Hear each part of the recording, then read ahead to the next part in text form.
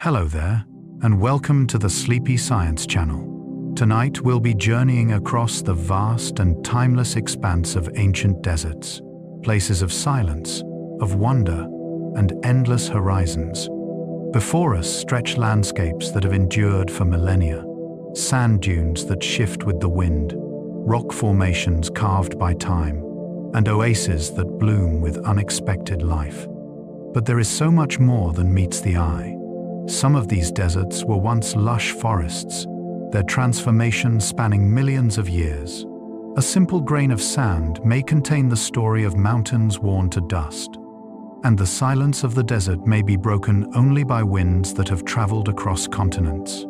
Ancient deserts are both harsh and beautiful, something that challenges life, yet nurtures extraordinary adaptations. If you enjoy these quiet explorations, I invite you to like and subscribe, or share a simple thought down in the comments. It helps others find their way here too, one sleepy soul at a time. But for now, all you need to do is rest, settle in, and allow the calm of these ancient landscapes to carry you. Let's begin. The Sahara was once a green paradise. The Sahara Desert, stretching across North Africa like a golden ocean, was not always the arid wasteland we know today. Between 11,000 and 5,000 years ago, this vast region bloomed with life. Rivers flowed where now only dry wadis remain. Lakes dotted the landscape, some as large as seas. Grasslands stretched to the horizon, home to elephants, giraffes, and hippopotamuses. Ancient peoples thrived in this green Sahara, hunting game and fishing in abundant waters. They left behind rock art depicting their world, paintings of cattle, antelope, and crocodiles on cave walls that now overlook barren stone. These images are windows into a vanished world, proof that even the harshest landscapes were once gentle. The transformation happened gradually, over thousands of years, as Earth's orbit shifted and monsoon patterns changed. Rainfall diminished, vegetation withered, and the great herds moved southward. What remained was sand, stone, and silence. Yet beneath the surface, that ancient water still exists, trapped in vast aquifers, a memory of abundant rains waiting in the darkness below. Sand dunes sing in the desert wind. In certain deserts around the world, the sand itself makes music. When conditions are just right, dunes produce deep, resonant sounds that can carry for miles. These singing sands, as they're called, create tones ranging from low hums to roaring booms. The phenomenon occurs when sand grains of a particular size and shape cascade down steep dune faces, vibrating in unison. The sound can be startling, like a distant airplane or a cello's lowest note. Marco Polo heard these sounds in the Gobi Desert and described them as the voices of spirits. Desert travelers throughout history have attributed the singing to supernatural forces, unable to explain how sand alone could produce such haunting melodies. Scientists now understand the physics involved. The grains must be smooth, round, and dry. When they avalanche down a dune, they collide in rhythmic patterns, creating waves of pressure that resonate through the sand. Each desert has its own frequency, its own voice. To hear a singing dune is to witness one of nature's most mysterious performances, where the landscape itself becomes an instrument played by the wind. The oldest deserts are millions of years old. While many deserts are relatively young in geological terms, some have existed for tens of millions of years. The Namib Desert in southern Africa has been arid for at least 55 million years, making it the oldest desert on Earth. Its rust-colored dunes have witnessed the rise and fall of entire species, the drift of continents, and the slow sculpting of the planet itself. These ancient deserts serve as archives of Earth's climatic history, Layers of sand, each representing different epochs, preserve evidence of past environments. Fossils buried within reveal creatures long extinct, animals that once roamed, where now only specialized desert species survive.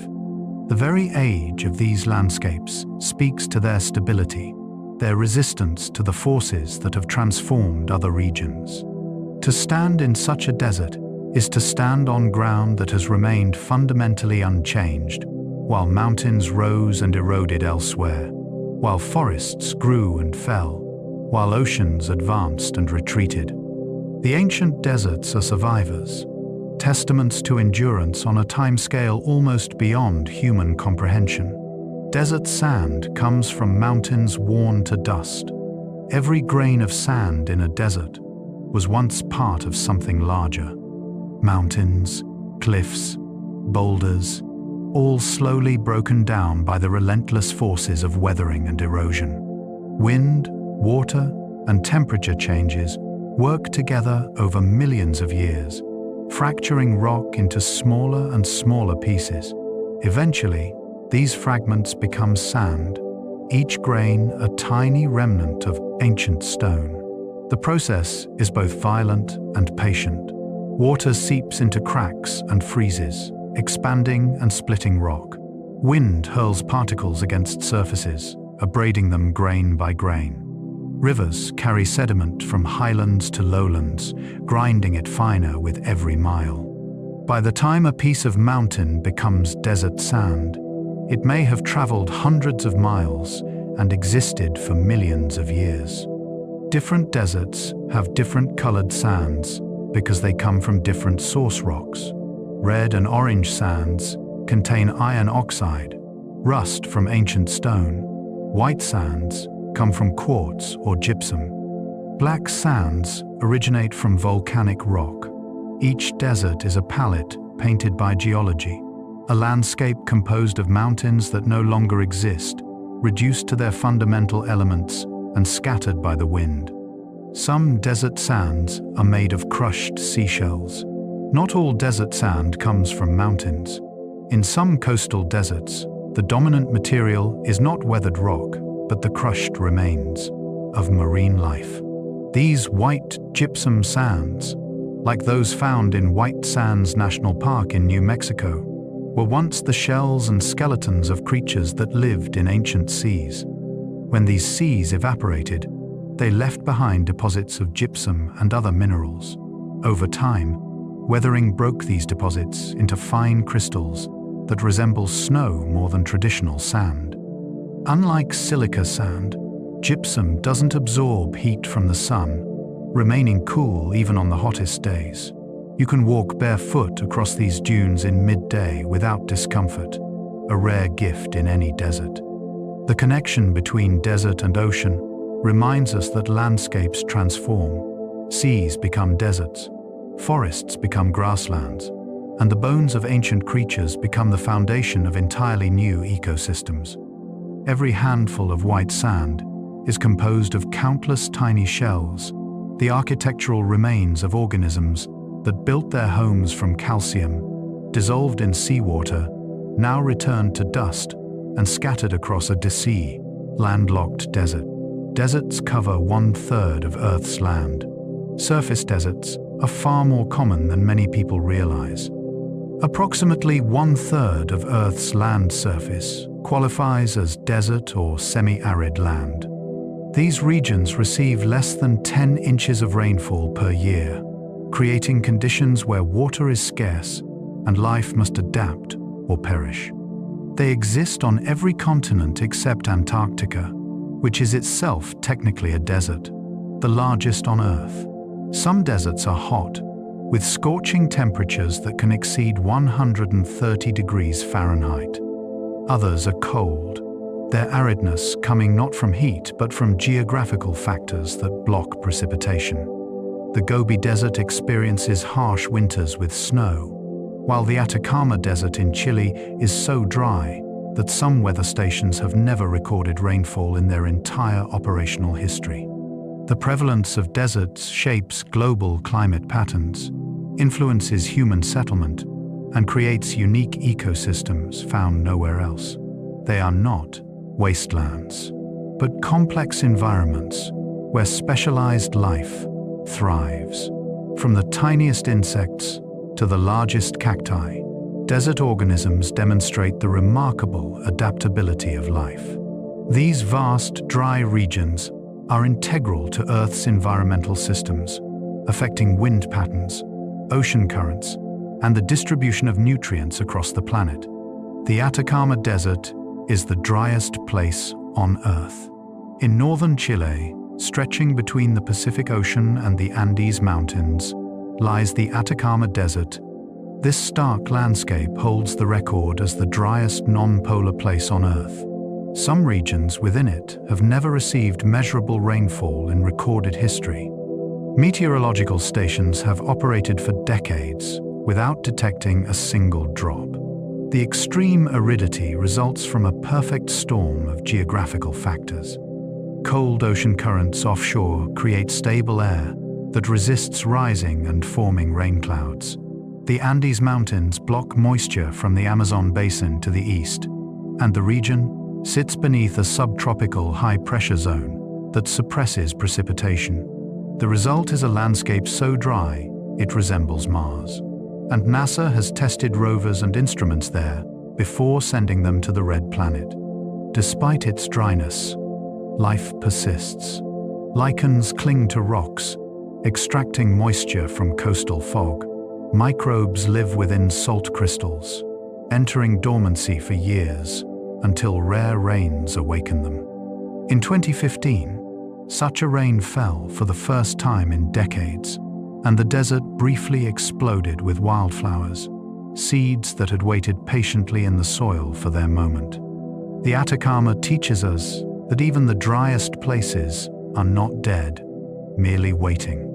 Ancient peoples thrived in desert environments. Humans have inhabited deserts for thousands of years, developing sophisticated strategies for survival. The Nabateans carved the city of Petra into rose-colored cliffs in the Jordanian desert, creating an architectural marvel that controlled vital trade routes. They engineered elaborate water systems, capturing and storing every precious drop to sustain their civilization. The ancestral Puebloans of the American Southwest built complex societies in arid canyonlands. Their cliff dwellings, like those at Mesa Verde, demonstrate ingenious adaptation to harsh conditions. They practiced careful water management, grew drought-resistant crops like corn and beans, and developed extensive trade networks that brought resources from distant regions. In the Sahara, nomadic peoples like the Tuareg mastered the art of desert travel. They navigated by stars, knew where to find hidden water sources, and bred camels specifically for long journeys across trackless dunes. Their knowledge, passed down through generations, transformed deadly landscapes into highways of commerce and culture. These ancient desert dwellers remind us that challenging environments often inspire humanity's greatest innovations. The Silk Road crossed some of the world's harshest deserts. For centuries, Silk Road connected east and west, but its path required crossing some of Earth's most forbidding deserts. Merchants traveling from China to Europe had to navigate the Taklamakan Desert, whose name supposedly means, "Go in and you won't come out." They crossed the Gobi Desert, where temperatures plunge in winter and soar in summer, and where sudden sandstorms could bury entire caravans. These journeys were perilous, yet the rewards of trade made them worthwhile. Silk, spices, precious metals, and ideas flowed along these routes. Buddhism traveled from India to China along desert paths. Mathematical concepts, artistic styles, and technologies moved in both directions, carried by merchants brave or desperate enough to risk the crossing. Oasis towns sprang up along the routes, offering water, food, and rest. Places like Samarkand and Bukhara became centers of learning and culture, their prosperity built on desert trade. The Silk Road transformed isolated deserts into connected spaces, proving that even the harshest barriers could become bridges when human determination and necessity converged. The legacy of these ancient trade routes still echoes in the cultural diversity of Central Asia. Desert varnish darkens ancient rock faces. In many deserts, rock surfaces develop a dark, glossy coating called desert varnish. This thin layer, rarely more than a few thousandths of an inch thick, forms over thousands of years as wind-blown clay particles and bacteria accumulate on stone. The bacteria oxidize manganese and iron from the environment, creating the characteristic dark patina. Desert varnish serves as a canvas for ancient art. Indigenous peoples throughout the world created petroglyphs by scraping away the dark varnish to reveal lighter rock beneath. These images, some more than 10,000 years old, depict animals, human figures, and geometric patterns. The varnish actually helps preserve the carvings, creating a durable contrast that has lasted millennia. Scientists study desert varnish to understand past climates. The chemical composition of different layers records environmental conditions when they formed. Changes in thickness and composition reveal wet periods and dry periods, creating a timeline of climate change stretching back thousands of years. What appears as a simple dark coating on rocks is actually a detailed archive, each microscopic layer a page in the desert's long history. Oases form where underground water reaches the surface. An oasis is a miracle in miniature, a place where life concentrates in stark contrast to surrounding barrenness. These green islands exist where underground water, flowing through aquifers beneath the desert, reaches the surface through natural springs, or where the water table rises close enough for plant roots to access it. Oases have been crucial to human survival in deserts. They provided not just water but food, shade, and gathering places for communities. Date palms, which tolerate desert conditions, while producing nutritious fruit, traditionally dominate oasis agriculture. Beneath their canopy, farmers grew vegetables and grains, creating layered gardens that made efficient use of limited water. The largest oases supported entire cities. Cairo, one of the world's great metropolises, began as an oasis along the Nile. The Romans knew and fortified desert oases, using them as staging points for military campaigns. Caravans planned routes from oasis to oasis, each one a beacon of survival in otherwise inhospitable terrain. These fertile islands demonstrate how water, even in tiny amounts, transforms desert into garden. Flash floods are among the desert's greatest dangers. Though deserts are defined by dryness, when rain does fall, it brings danger. The hard, parched ground cannot absorb water quickly. Instead, rainfall runs off immediately, gathering in channels and ravines. Within minutes, a narrow canyon can transform into a raging torrent, a flash flood that sweeps away everything in its path. Flash floods are responsible for more deaths in deserts than thirst or heat. Hikers, caught in canyons, have little warning and no escape. The wall of water, often carrying boulders, logs, and debris, arrives with devastating speed and power. Even areas miles from where rain actually fell can experience flooding as water concentrates in drainage systems. These floods, though deadly, also bring life. They replenish underground water supplies, trigger germination of long dormant seeds, and redistribute nutrients across the landscape. Desert plants and animals have evolved to exploit these rare events. Some species of toads emerge only when pools form, breeding rapidly before the water evaporates. Flash floods remind us that deserts are not static, but dynamic, shaped by rare but powerful events. Desert dust travels across oceans, Dust from the world's deserts doesn't stay local. Strong winds lift fine particles high into the atmosphere, where they can travel thousands of miles. Saharan dust regularly crosses the Atlantic Ocean, sometimes reaching as far as the Amazon rainforest and the Caribbean. This dust, rich in minerals, actually fertilizes these distant ecosystems. Scientists track these dust plumes by satellite. They appear as enormous brown clouds stretching across vast distances. The particles can affect air quality thousands of miles from their source, creating hazy skies and brilliant sunsets. They also influence climate, reflecting sunlight back into space and serving as nuclei for cloud formation. The journey of desert dust connects disparate ecosystems in unexpected ways. Nutrients from African deserts nourish Amazon soils, which are otherwise nutrient poor. Iron from Asian deserts fertilizes Pacific Ocean waters, supporting phytoplankton that form the base of marine food webs. The deserts, far from being isolated, are integral parts of global systems. Their dust, a gift that travels on the wind, connecting land and sea, arid and wet, across the planet. Many deserts formed due to rain shadow effects. Mountains create deserts. When moisture-laden winds approach a mountain range, they're forced upward. As air rises, it cools, and the water vapor condenses into clouds and precipitation. The windward side of the mountain receives abundant rain.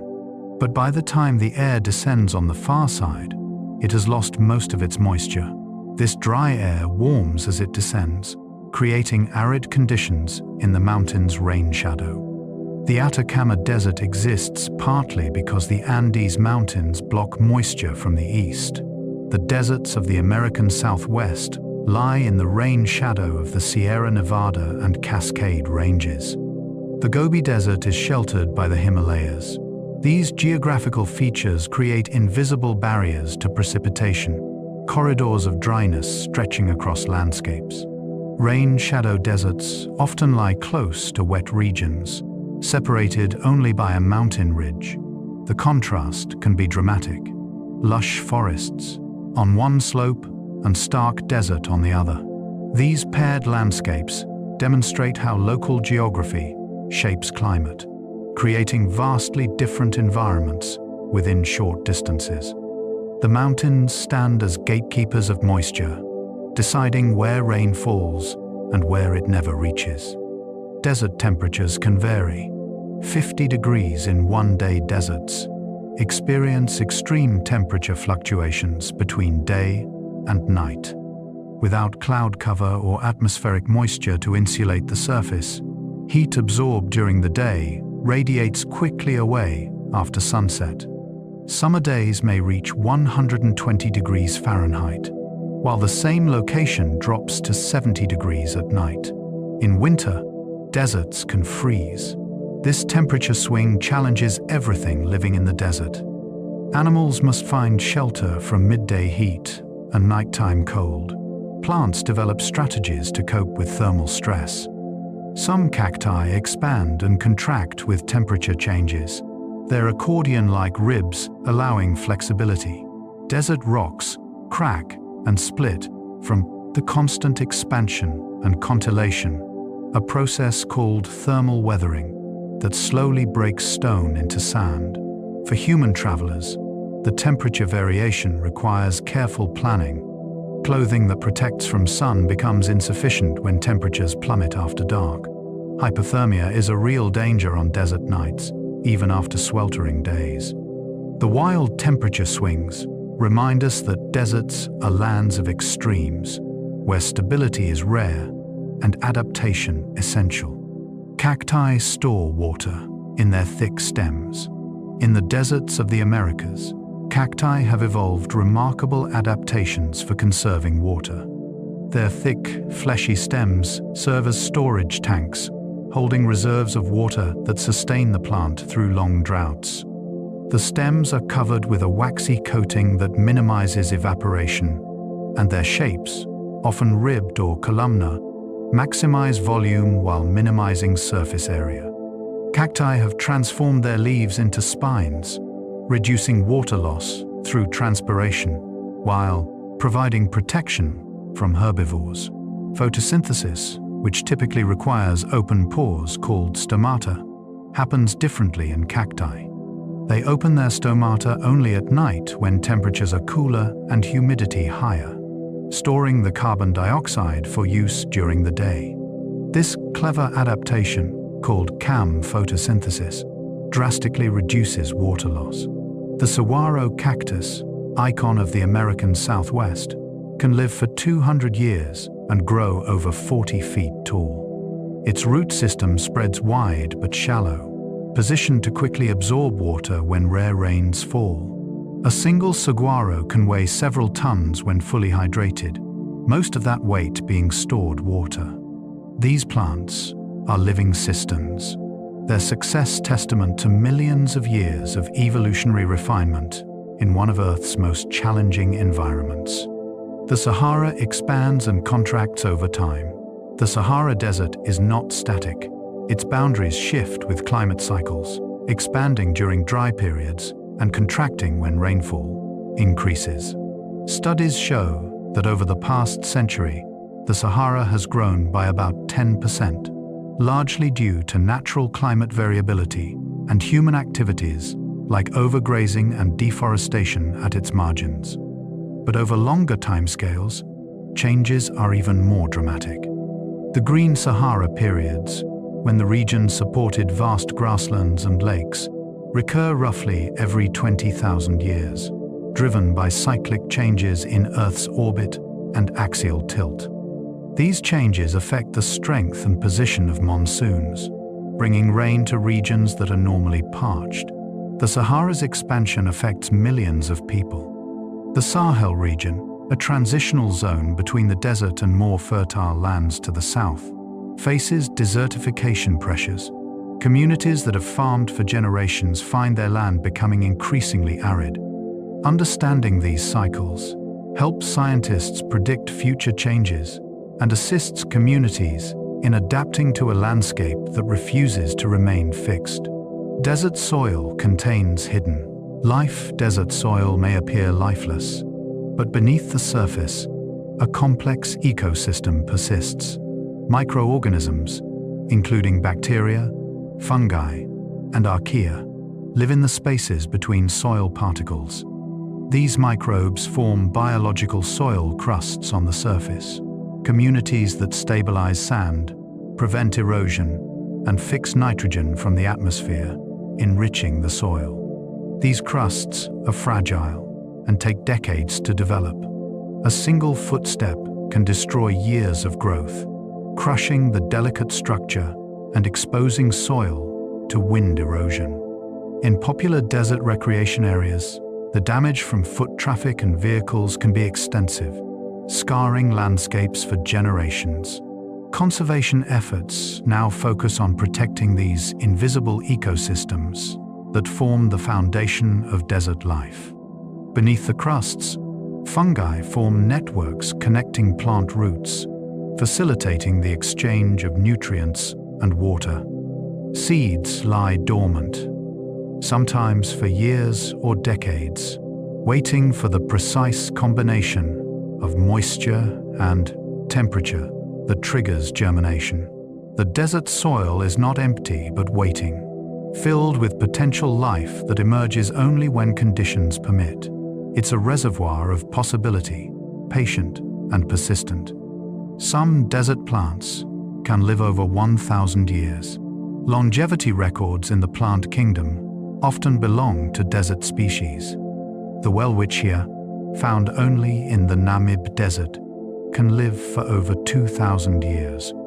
This strange plant consists of just 2 leaves that grow continuously throughout its life, becoming long, tattered ribbons that spread across the ground. Its deep taproot reaches water far below the surface. Creosote bushes in the Mojave Desert clone themselves, their rings of growth expanding outward as the center dies. The oldest of these clones, known as king clone, is estimated to be over 11,000 years old, making it among Earth's oldest living organisms. Individual stems die and are replaced, but the genetic individual persists, a single organism that has witnessed the entire span of human civilization. These ancient plants serve as living libraries, their growth rings recording climate history. Scientists study them to understand past droughts and wet periods, creating records that extend back centuries or millennia. To stand beside a plant that was old when Rome fell is to confront the deep time of desert ecosystems, where patience and endurance are the ultimate survival strategies. Sidewinding helps snakes move across. Hot sand desert, snakes face a unique challenge: sand too hot to touch.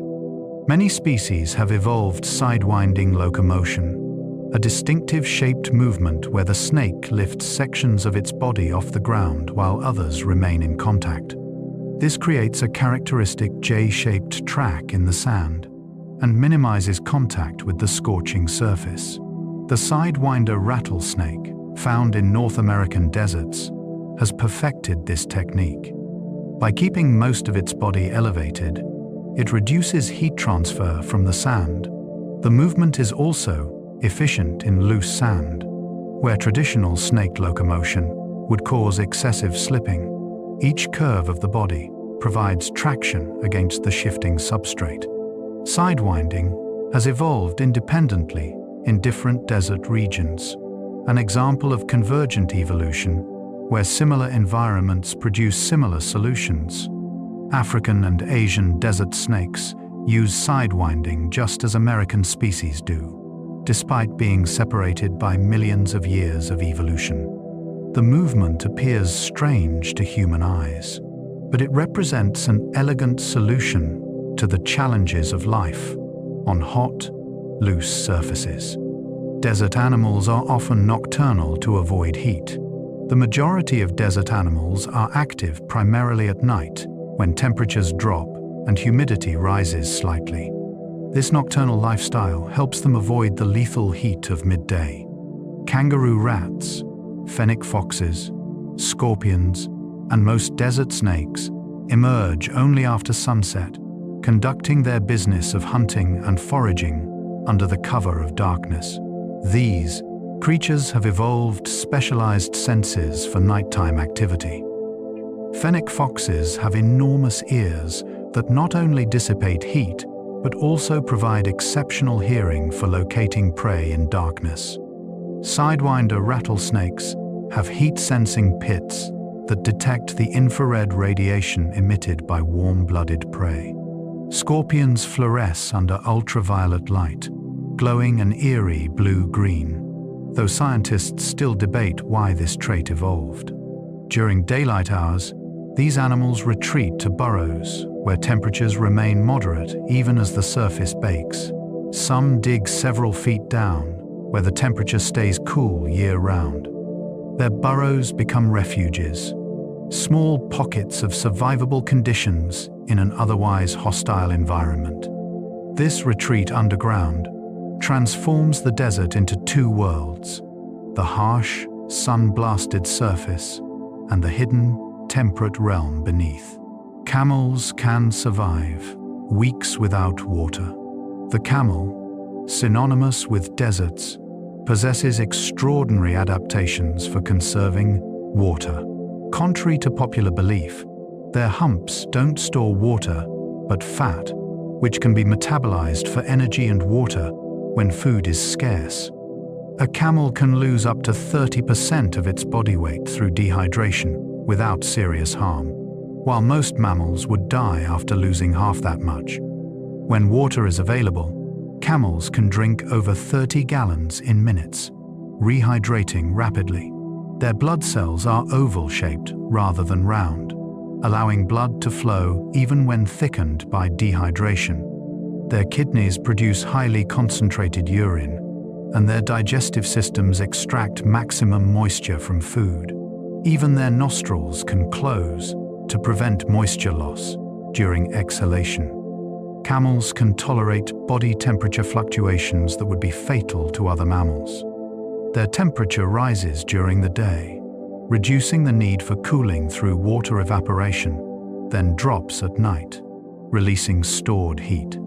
This thermal tolerance, combined with their water conservation abilities, allows camels to travel for weeks across waterless regions, making them indispensable to desert peoples throughout history.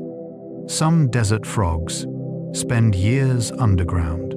In Australian deserts, water-holding frogs have evolved an extreme survival strategy. When rain creates temporary pools, these frogs emerge, feed frantically, and breed.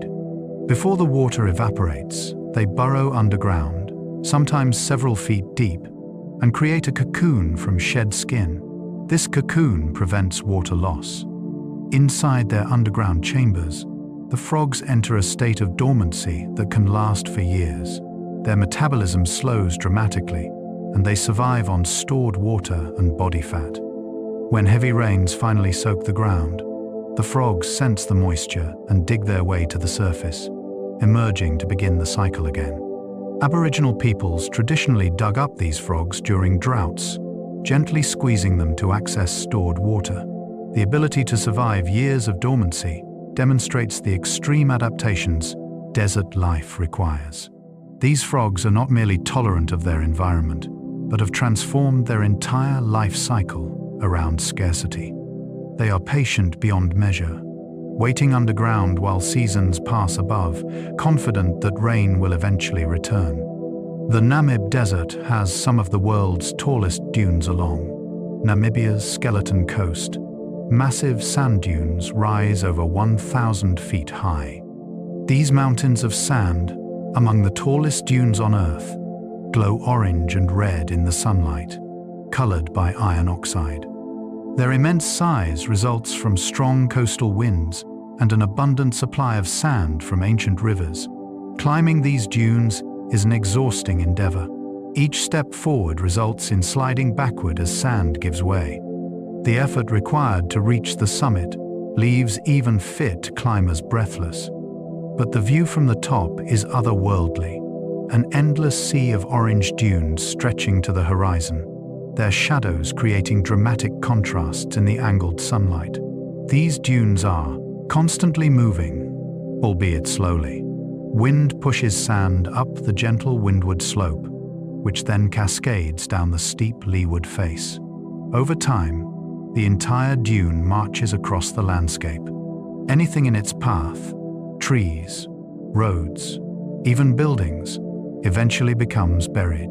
The dunes are not permanent features, but waves of sand frozen in slow motion, forever advancing at the wind's command.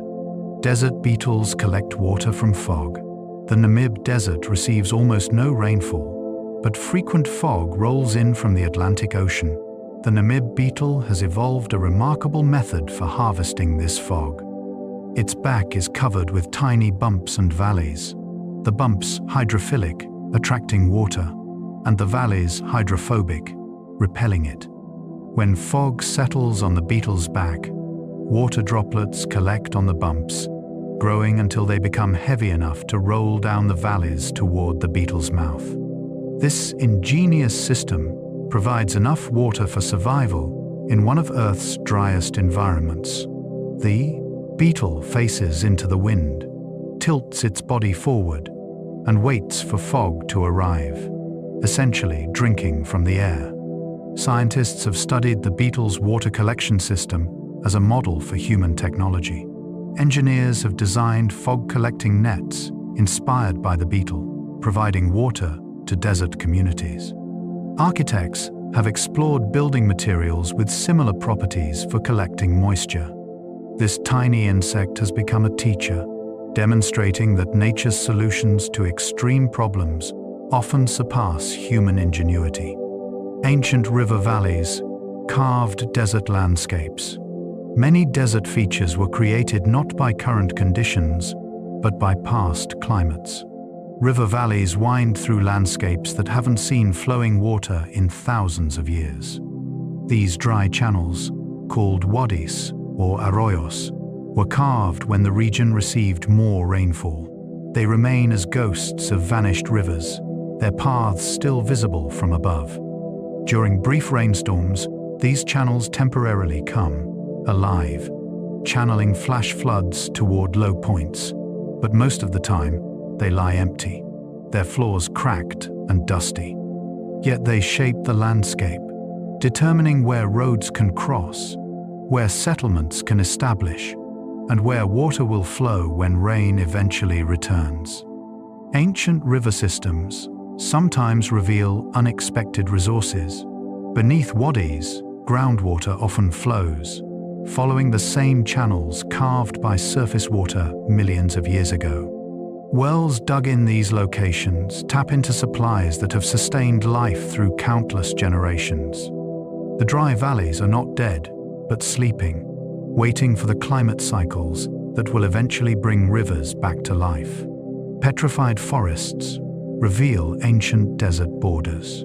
In some deserts, scattered logs of petrified wood reveal that forests once thrived. In Arizona's Petrified Forest National Park, massive tree trunks, transformed into stone, lie where they fell over 200 million years ago. These trees grew when the region was a lush, tropical forest, closer to the equator and wetter than today. The petrification process occurred when volcanic ash buried fallen trees, and mineral-rich water percolated through the wood. Silica gradually replaced the organic material, cell by cell, creating stone replicas that preserve even tiny details of the original wood. The colors, reds, purples, yellows, and blues, come from various minerals present during fossilization. These stone forests demonstrate how profoundly landscapes change. The petrified forest region has been a rainforest, a swamp, a savanna, and now a desert, each transformation taking millions of years. Climate shifts, continental drift, and mountain building all played roles. The stone logs are monuments to impermanence, proof that no landscape is permanent, and that today's desert may be tomorrow's forest, or vice versa, given enough time. Salt flats form where ancient lakes evaporated. Some of the flattest places on Earth are desert salt flats, the beds of ancient lakes that dried up long ago. When these lakes existed, they collected dissolved minerals, washed in from surrounding watersheds. As climate changed and water evaporated, the minerals remained, crystallizing into thick deposits of salt. Bolivia's Salar de Uyuni, the world's largest salt flat, stretches over 4,000 square miles. During the dry season, it's a blinding white expanse of hexagonal salt patterns. In the brief wet season, a thin layer of water covers the surface, creating a perfect mirror that reflects the sky. The horizon disappears, and visitors appear to walk through the clouds. These salt flats are not just beautiful, but valuable. Some contain significant lithium deposits, essential for modern batteries. Mining operations extract minerals that were concentrated by ancient evaporation, gathering resources from water that flowed thousands of years ago. The salt flats are economic assets born from geological processes spanning millennia. Desert landscapes preserve footprints for millennia. In dry desert environments, tracks and traces can persist for extraordinarily long time periods. Fossilized dinosaur footprints in desert sandstone are millions of years old, preserved when sand turned to stone. But even relatively recent tracks can last for decades or centuries in stable desert conditions. In areas with biological soil crusts, a single footprint can be visible for 50 years or more. The delicate crust, once broken, takes decades to reform. Off-road vehicle tracks scar desert landscapes for generations, visible from the air long after the driver has forgotten them. This persistence makes deserts particularly vulnerable to human impact, but also creates unusual opportunities for archaeologists. Ancient human activity leaves traces that would disappear quickly in wetter climates. Stone arrangements thousands of years old remain undisturbed. Paths worn by repeated travel still show where ancient peoples walked.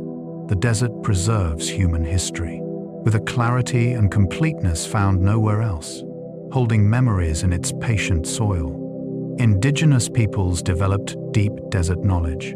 Desert-dwelling cultures accumulated detailed knowledge about their environments over thousands of years. Aboriginal Australians developed sophisticated understanding of desert ecology, knowing which plants provided water, which seasonal changes signaled food availability, and how to navigate trackless landscapes using subtle environmental cues. The San peoples of the Kalahari possessed encyclopedic knowledge of hundreds of plant species, their uses, and locations. They could find water where others saw only dust, digging in specific spots where underground moisture accumulated. They tracked animals with a skill that amazed European observers, reading stories in footprints and other signs invisible to untrained eyes. This knowledge was not written in books, but embedded in stories, songs, and practices passed orally through generations. When these cultures are lost, the knowledge disappears with them. Modern science is beginning to appreciate the depth and accuracy of traditional ecological knowledge, often confirming through research what indigenous peoples have known for millennia. The desert peoples are scientists in their own right. Their laboratories, the landscapes they call home. Desert winds have distinctive names and characteristics. Deserts around the world experience characteristic winds, each with its own name, behavior, and cultural significance. The Sahara's harmattan blows southward, carrying dust that can cross the Atlantic. The Simoom, Arabic for poison wind, is a hot, dry wind loaded with sand that can raise temperatures dramatically in minutes.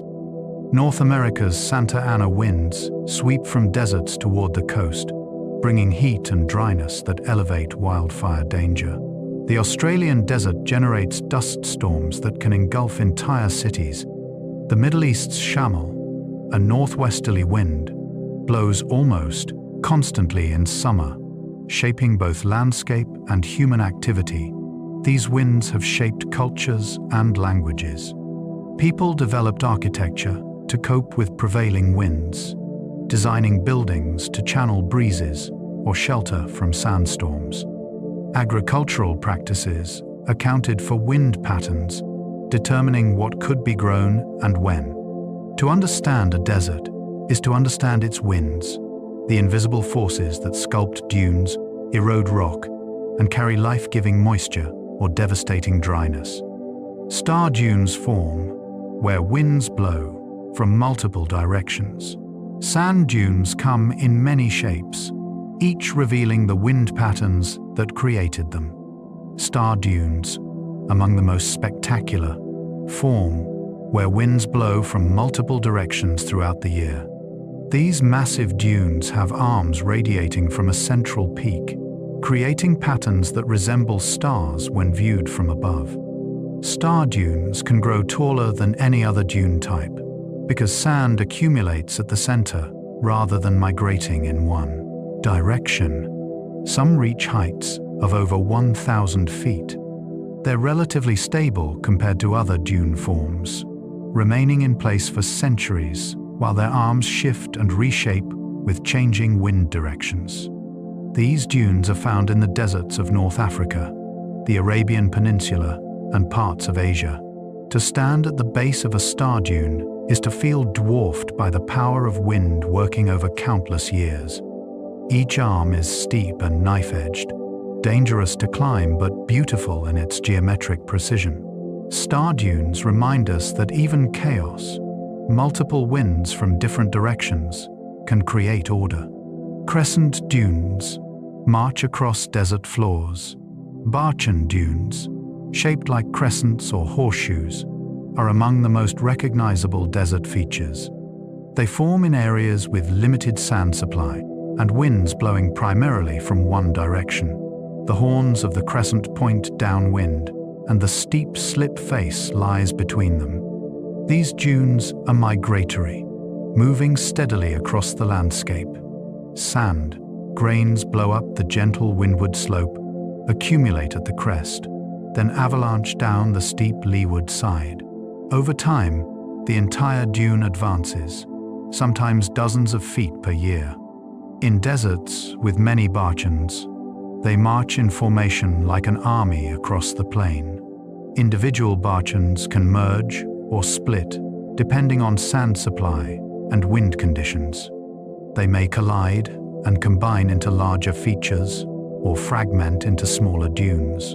Their movement poses challenges for human infrastructure. Roads and pipelines must be buried deep or regularly cleared as dunes pass over them. These mobile sculptures of sand are beautiful but uncompromising, claiming any territory they cross. Linear dunes stretch for miles in parallel rows. In some deserts, dunes form long, straight ridges that run parallel to prevailing winds. These linear dunes, also called seef dunes, from the Arabic word for sword, can extend for dozens or even hundreds of miles with remarkable straightness. They're separated by corridors of exposed bedrock or gravel. Linear dunes form where winds blow from two slightly different directions, causing sand to accumulate along narrow ridges. They're common in the Sahara, Australian deserts, and parts of southern Africa. From the air, they create striking patterns of alternating orange sand and darker interdune areas, like the stripes of a giant tiger skin spread across the earth.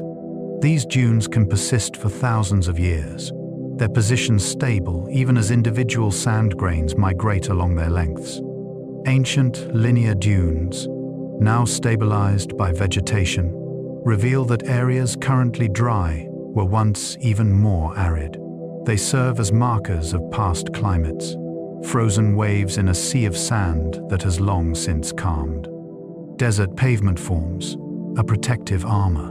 In many deserts, the ground is covered not with loose sand, but with a layer of tightly packed stones called desert pavement or reg. This surface forms through a process where fine materials are gradually removed by wind and water, leaving behind larger rocks that eventually settle into a mosaic-like arrangement. Once formed, desert pavement protects underlying soil from erosion. The stones interlock, creating a stable surface that wind and rain cannot easily disturb. Some pavements are so stable they've remained intact for thousands of years, preserving archaeological sites and ancient tracks. The formation process takes centuries. As fine material erodes away, stones slowly settle downward and together, creating the characteristic pattern. Disturbing desert pavement, whether by vehicles or construction, destroys this protective layer and can lead to rapid erosion of exposed soil. Like biological soil crusts, desert pavement is far more fragile than it appears, a delicate balance maintained over long time periods. Rock arches form through millions of years of erosion. Desert landscapes feature dramatic stone arches, bridges, and hoodoos carved by wind and water. These formations begin as solid rock, but joints and cracks create weak points where erosion concentrates. Water seeps into cracks, freezes, expands, and breaks off chunks of stone. Wind-carrying sand grains acts like sandpaper, slowly grinding away rock faces. Over millions of years, these processes can create arches spanning hundreds of feet, or balanced rocks perched impossibly on narrow pedestals. Utah's Arches National Park contains over 2,000 catalogued arches, each in a different stage of formation or collapse. Some are young and robust, others ancient and fragile, destined to fall within decades or centuries. Every arch is temporary, existing in the brief window between erosion creating the opening and gravity bringing it down. To see one is to witness a fleeting moment in geological time, a sculpture that exists for thousands of human generations, but merely an instant in the life of the landscape. Eventually, all arches fall, returned to rubble, completing the cycle of erosion that transforms mountains into sand. Desert mirages are tricks of light and temperature. The classic desert mirage, a shimmering pool of water on the horizon that vanishes as you approach, results from atmospheric refraction. When the ground becomes extremely hot, it heats the air directly above it. This creates a layer of hot air beneath cooler air, causing light rays to bend. Light from the sky, traveling downward, curves back upward before reaching the ground. Your brain interprets this bent light as a reflection on a water surface. The shimmer comes from turbulent mixing between the hot and cool air layers, causing the image to dance and waver, just like reflections on real water. Superior mirages, where objects appear to float above the horizon, occur when cool air underlies warm air, the opposite condition. Ships appear to sail through the sky, mountains hover over the landscape, and distant objects seem closer than they are. These optical phenomena have confused travelers throughout history, leading them toward or away from real destinations based on illusions written in light and heat. Some desert lakes appear and disappear seasonally. Not all desert waters are mirages. Some deserts host ephemeral lakes that fill during wet seasons and evaporate during dry periods.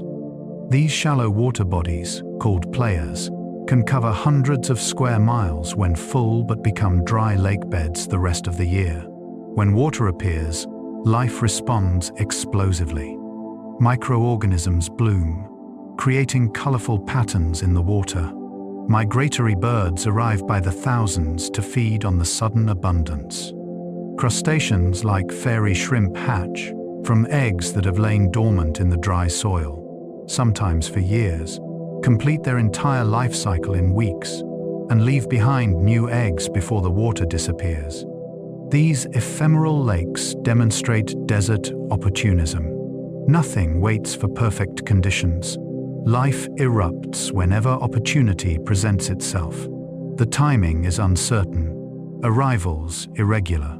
But when water comes, the desert proves that it was never truly barren, only patient.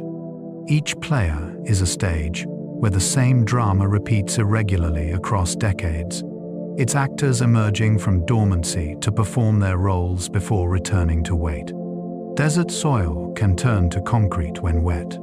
Some desert soils contain high concentrations of clay that, when wetted, become extremely sticky and difficult to traverse. This mud can cling to boots, vehicle tires, and equipment with remarkable tenacity. When it dries, it hardens into a concrete-like substance that's equally problematic.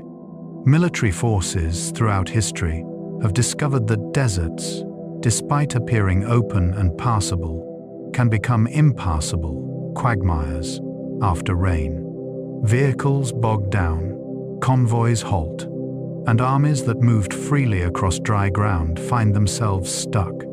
Ancient peoples built roads and settled on elevated ground partly to avoid these treacherous clay soils. The clay content results from the weathering of certain rock types combined with the concentration effect of evaporation. Water brings clay particles together, and when water leaves, the clay consolidates. Modern desert infrastructure must account for these soils, using specialized construction techniques to prevent structures from sinking or cracking as the ground alternately swells when wet and shrinks when dry. Some plants produce seeds that germinate only after fire. In some deserts and arid regions, certain plants have evolved to depend on fire for reproduction. Their seeds remain dormant, sometimes for decades, until chemicals in smoke or heat from flames triggers germination. After a wildfire, These plants sprout en masse, carpeting burned areas with new growth. Fire clears away competition and releases nutrients from dead plant material. It creates open space and temporarily enriches soil with ash. Desert plants that evolved with natural fire cycles exploit these conditions.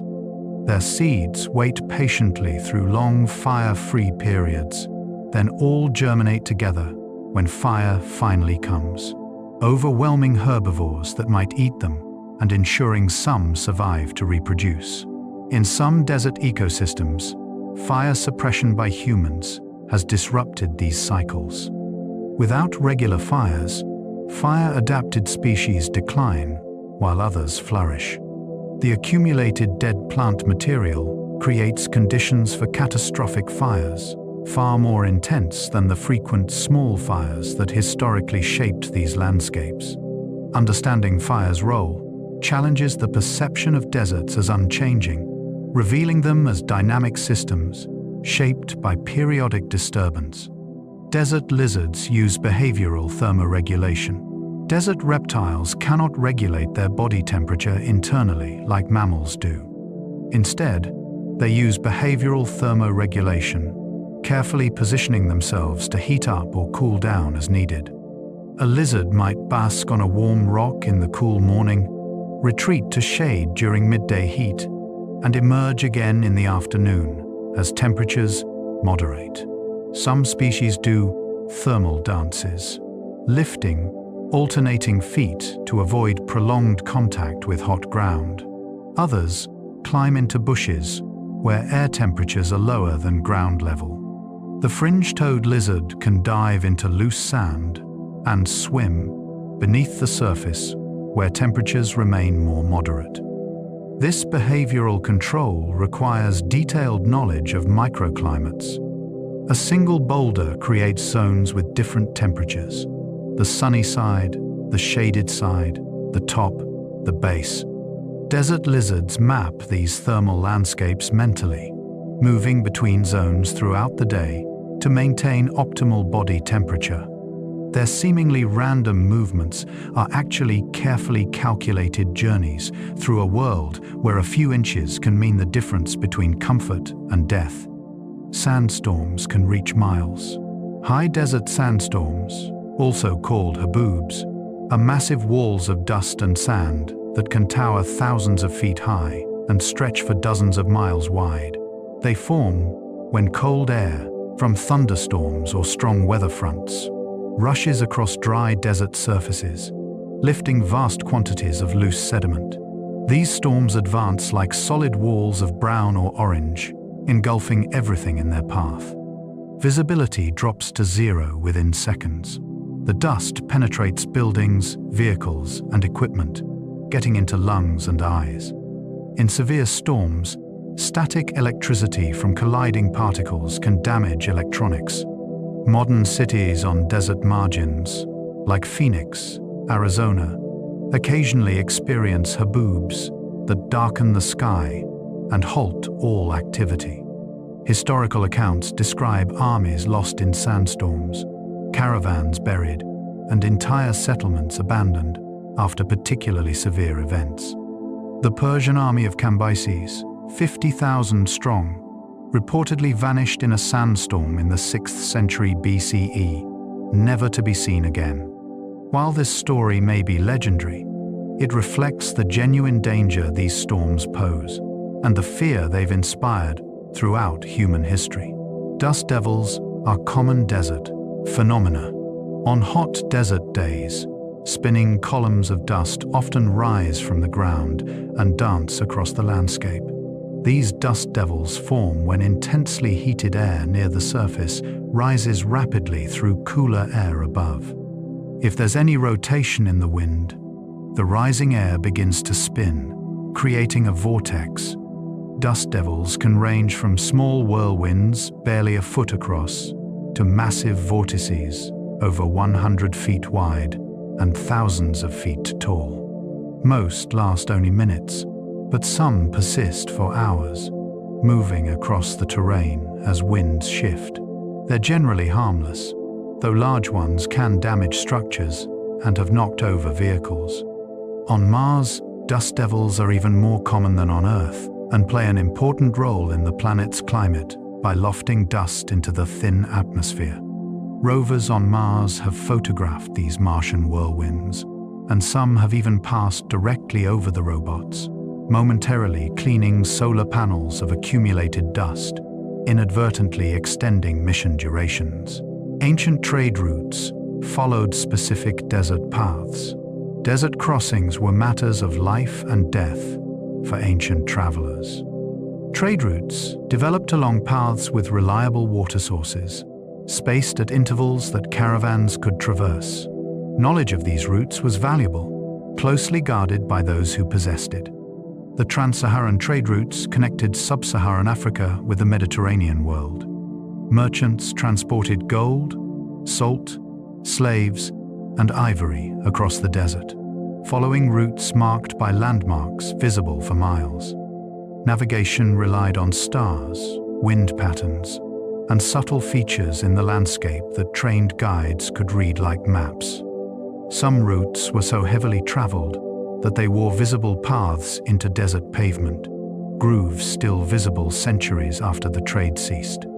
Wells along these routes, maintained across generations, made journeys possible. Some wells were marked with elaborate cairns or carved inscriptions, both as landmarks and as messages to future travelers. The desert trade routes were lifelines, threading through hostile terrain, connecting distant civilizations in networks of commerce and cultural exchange.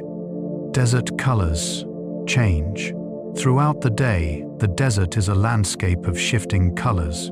Dawn brings soft purples and blues, shadows long and deep, the air cool and still. As the sun rises, oranges and golds emerge, reflected from sand and stone. By midday, colors wash out under intense light, everything bleached and shimmering. Late afternoon brings the richest hues, reds and oranges glowing as if lit from within. These color changes result from the angle of sunlight and atmospheric conditions. Early and late in the day, sunlight travels through more atmosphere, scattering shorter wavelengths and allowing longer red and orange wavelengths to dominate. The minerals in desert rocks and sands, especially iron compounds, respond dramatically to changing light angles. Sunset in the desert is a spectacle. The sky ignites with colors. Purple mountains appear to glow, and shadows race across the land. The brief twilight brings another palette of subtle blues and grays before darkness falls.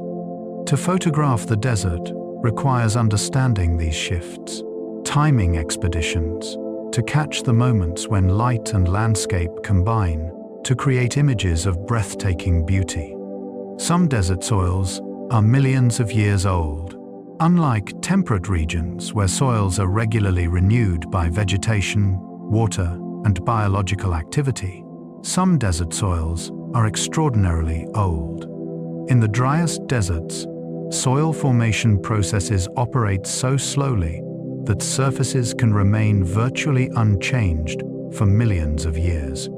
The Atacama Desert contains soils that have been exposed at the surface for over 10 million years. These ancient soils have been studied as analogues for Martian surfaces. They're extremely low in organic matter and contain salts and minerals concentrated by millennia of extreme drying.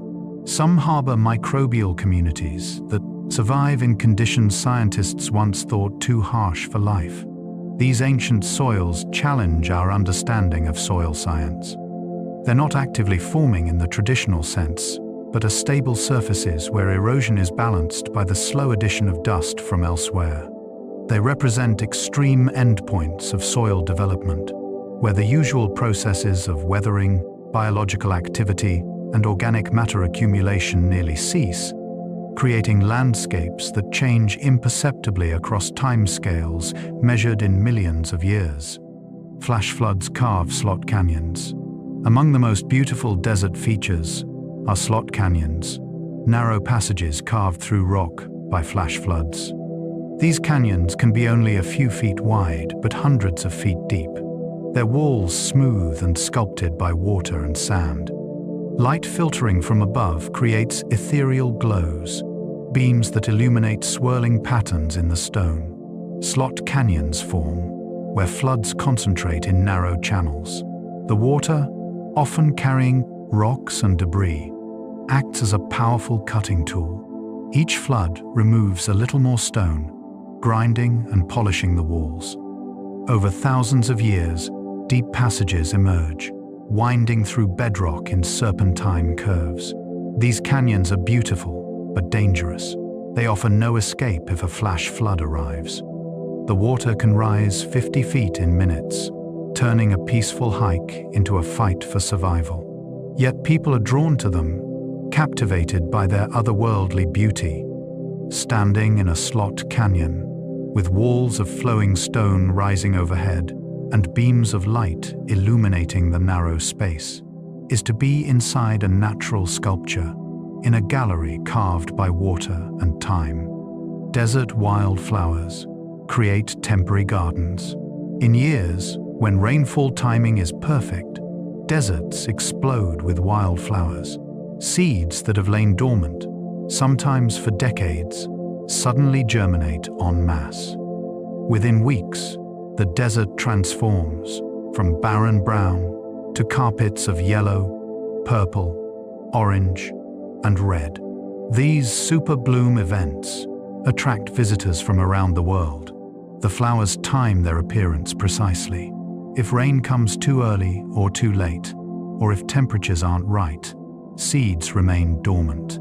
The plants cannot afford to waste their opportunity. Once they germinate, they grow rapidly, flower, produce seeds, and die within a matter of weeks. It's a race against the returning dryness. Different species bloom in sequence, creating changing displays as weeks pass. Early bloomers give way to later species, each adapted to slightly different conditions. The blooms attract insects, which attract birds and other predators, creating a brief but intense pulse of activity. Then, as quickly as it appeared, the color fades. Seeds drop into the soil, and the waiting begins again. Some deserts receive snow. Cold deserts, like those in Central Asia and parts of the American West, experience winter snowfall. The Gobi Desert can be buried under snow, temperatures plunging far below freezing. Mongol herders must cope with both summer heat and winter cold, extremes that test human and animal endurance. Snow in deserts seems contradictory, but remember that desert describes precipitation amount, not temperature. Cold deserts receive little moisture year-round, whether as rain or snow. The snow that does fall often sublimates, turning directly from ice to water vapor without melting, especially in dry, windy conditions. This means even snow provides little moisture to the ecosystem. These cold deserts host unique adaptations. Animals grow thick winter coats and seek shelter from winds. Plants must tolerate both drought and freezing. The Gobi's Bactrian camels have adapted to both temperature extremes, surviving conditions that would kill their Arabian cousins. Cold deserts remind us that aridity, not heat, defines these landscapes. Cold can be as desiccating as heat. Desert varnish was used for ancient art. The dark coating of desert varnish on rocks provided ancient peoples with a natural canvas. By chipping or scraping away the varnish to expose lighter stone beneath, they created petroglyphs, images that could last for thousands of years. These artworks depict animals, human figures, geometric patterns, and mysterious symbols whose meanings are often lost. Some petroglyphs mark territorial boundaries, others record important events, and still others may have religious or ceremonial significance. They cluster at certain locations, places that held importance across generations. Reading them requires understanding the culture that created them. knowledge often passed orally and tragically lost when cultures disappeared. Modern researchers use techniques like radiocarbon dating of organic matter trapped in varnish to determine the age of petroglyphs. They've discovered that some images are over 10,000 years old, created by peoples who lived during the end of the last ice age. These ancient artworks connect us across vast stretches of time, proof that humans have always felt compelled to leave marks, to say, "I was here, I saw this, I mattered." Geoglyphs mark ancient desert landscapes. In several deserts worldwide, enormous figures and lines cover the ground, visible only from the air. The Nazca lines in Peru are the most famous. Giant drawings of animals, plants, and geometric shapes etched into the desert floor by removing darker surface stones to reveal lighter ground beneath. Created between 500 BCE and 500 CE, the Nazca lines have puzzled researchers for decades. Their purpose remains debated. Were they astronomical markers, religious symbols, or something else? The dry desert preserved them beautifully. In a wetter climate, they would have eroded away centuries ago. Similar geoglyphs exist in other deserts. The Atacama Giant in Chile depicts a human figure 390 feet tall. In the Middle East, stone structures, called kites, used for hunting, can stretch for miles. These enormous constructions demonstrate both the creative impulse, ancient peoples, and the preservative power of desert environments. They remind us that deserts have been venues for human activity, imagination, and engineering for thousands of years.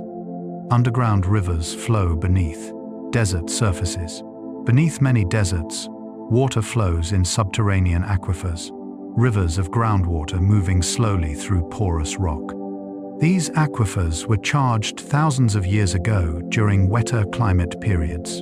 The water slowly migrates underground, emerging in springs or being accessed through wells.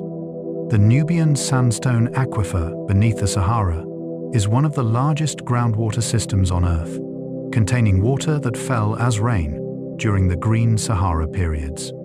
Libya's Great Man-Made River project taps this ancient water, pumping it to coastal cities through pipes spanning hundreds of miles. But this water is not being renewed. It's a fossil resource being depleted. As human populations grow and surface water becomes scarcer, pressure on these underground resources increases. Overpumping can lower water tables, dry up springs that have flowed for millennia, and cause land subsidence. Managing these hidden waters requires understanding how quickly they recharge, which is often much slower than the rate of extraction. The underground rivers are gifts from ancient climates, but not unlimited ones. Desert fossils reveal ancient oceans. Many deserts were once covered by shallow seas. Fossils of marine creatures, shells, corals, and even whales are found far from any current ocean. These fossils tell stories of ancient worlds where water covered land that is now the driest place on Earth. The Sahara was beneath the Tethys Sea millions of years ago. Fossils of extinct whales have been discovered in Egyptian desert formations. The American Southwest, now arid, was once beneath a great inland sea. The rocks preserve impressions of sea creatures and ripple marks from ancient beaches now high and dry. These fossils help scientists to reconstruct Earth's history. The presence of marine fossils at high elevations shows that continents have risen and fallen. The types of fossils reveal water temperatures and depths. Each discovery adds detail to our understanding of how the planet has changed. The fossils are proof that no landscape is permanent, that seas can become deserts, and, given enough time, deserts might become seas again. Desert night skies offer unparalleled views. With little to no artificial light and often minimal atmospheric moisture, Deserts provide some of the clearest views of the night sky available on Earth. The Milky Way appears as a brilliant band arching overhead. Countless stars, invisible from cities, fill the darkness. Planets shine with steady brilliance. Major observatories are often located in deserts for this reason. The Atacama Desert hosts some of the world's most powerful telescopes, taking advantage of clear, dry air at high altitude.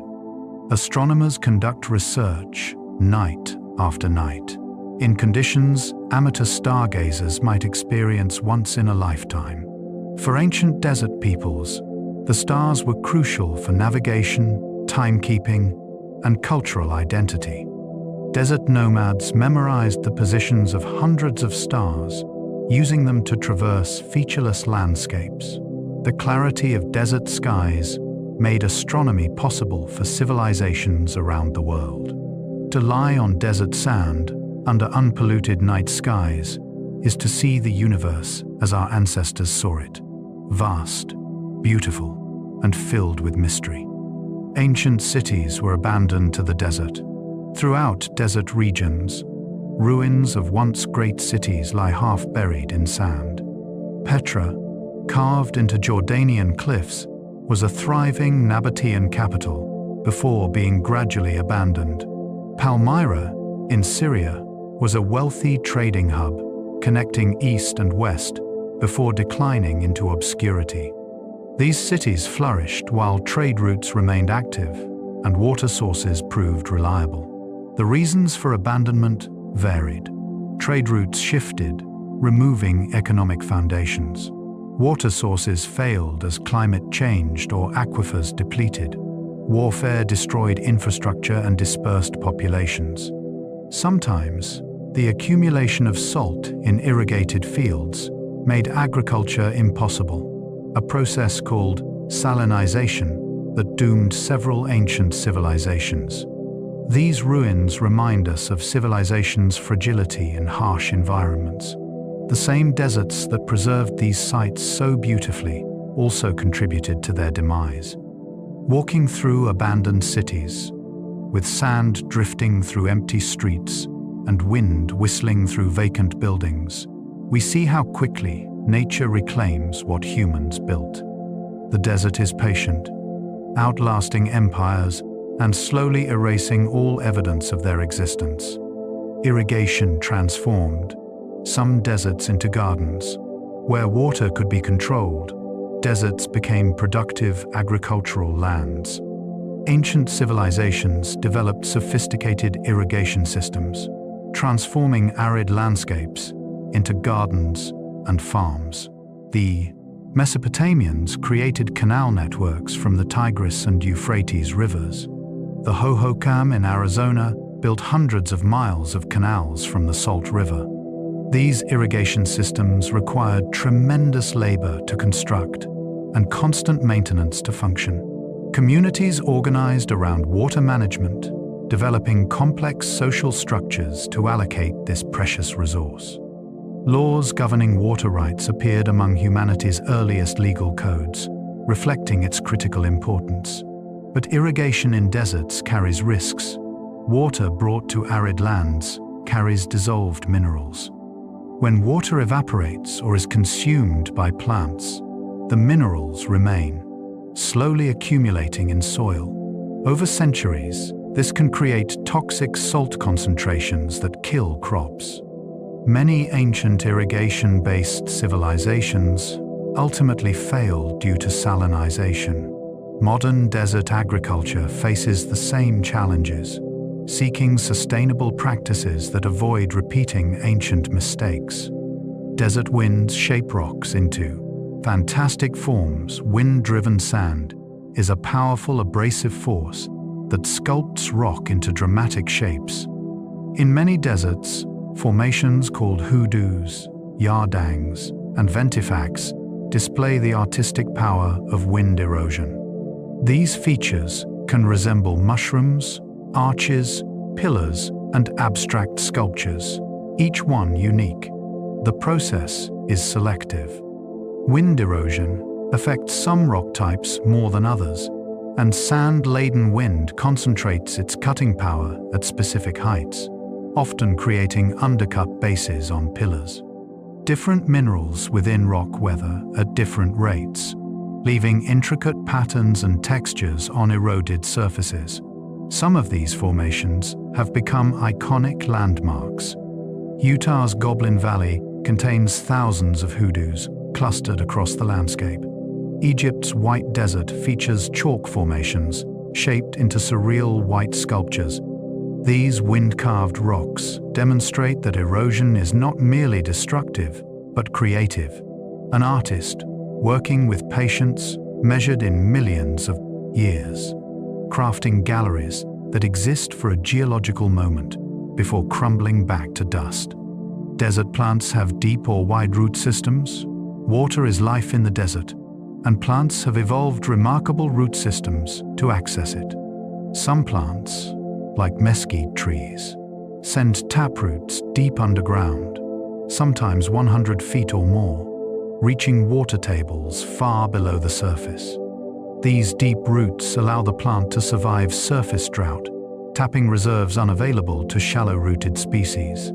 Other plants take the opposite approach, spreading roots wide but shallow. Cacti typically have root systems that extend far from the plant but remain close to the surface. When rain falls, these roots can quickly absorb water before it evaporates or drains away. The trade-off is vulnerability to prolonged drought, since they cannot access deep water. Some plants employ both strategies, having both deep taproots and shallow lateral roots. This dual system provides access to both deep, reliable water and the ability to exploit brief surface moisture from light rains. The diversity of root strategies reflects the variety of niches available in desert ecosystems. Each plant species has found its own solution to the fundamental challenge of finding water in the driest places on Earth. Ancient peoples built sophisticated water harvesting systems.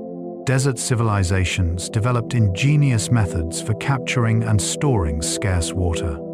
The Nabateans built elaborate cisterns and dams to catch runoff from rare storms. Persian qanats, underground channels sometimes dozens of miles long, transported water from highland sources to lowland communities while minimizing evaporation. In the American Southwest, ancient peoples constructed check dams and terraces to slow runoff, allowing it to soak into soil rather than rushing away. They built reservoirs to store water and developed agricultural techniques suited to limited moisture. These systems sustained large populations in extremely arid environments. Some of these ancient technologies are being rediscovered and adapted for modern use. In regions facing water scarcity, traditional water harvesting methods offer sustainable alternatives to depleting groundwater. The knowledge embedded in these systems represents generations of observation and innovation. Ancient peoples were hydraulic engineers of remarkable sophistication, their works testaments to human ingenuity in the face of environmental challenges. Desert tortoises can store water in their bladders. The desert tortoise, native to the American Southwest, has evolved remarkable adaptations for desert life. One of the most important is the ability to store water in their bladders, amounts equaling up to 40% of their body weight. This stored water can sustain them for months during drought. Tortoises rehydrate opportunistically whenever they encounter standing water, drinking deeply and refilling their reservoirs. They also obtain moisture from the plants they eat, particularly after rains, when vegetation has highest water content. During extreme heat, they retreat to burrows where temperatures remain moderate and humidity is higher than at the surface. Desert tortoises can live 80 years or more, demonstrating that a slow, patient lifestyle suits desert conditions. They don't waste energy or water. Their low metabolic rate means they can survive on minimal resources. Hibernating in winter, and estivating during the hottest summer months, they remain active only during periods when conditions are tolerable. They exemplify the desert's strategy of patience, waiting for favorable conditions rather than fighting constantly against the environment. Sandstone layers record ancient desert climates. The rocks beneath many modern deserts contain layers of sandstone, each representing an ancient desert environment. Petrified sand dunes, now solid stone, preserve the cross-bedding patterns of dunes that existed millions of years ago. These patterns reveal wind directions, dune sizes, and even the shapes of ancient dune fields. By studying these rocks, geologists reconstruct past desert extents and conditions. The southwest United States contains massive sandstone formations, like those in Zion National Park, representing ancient dune fields from when dinosaurs roamed.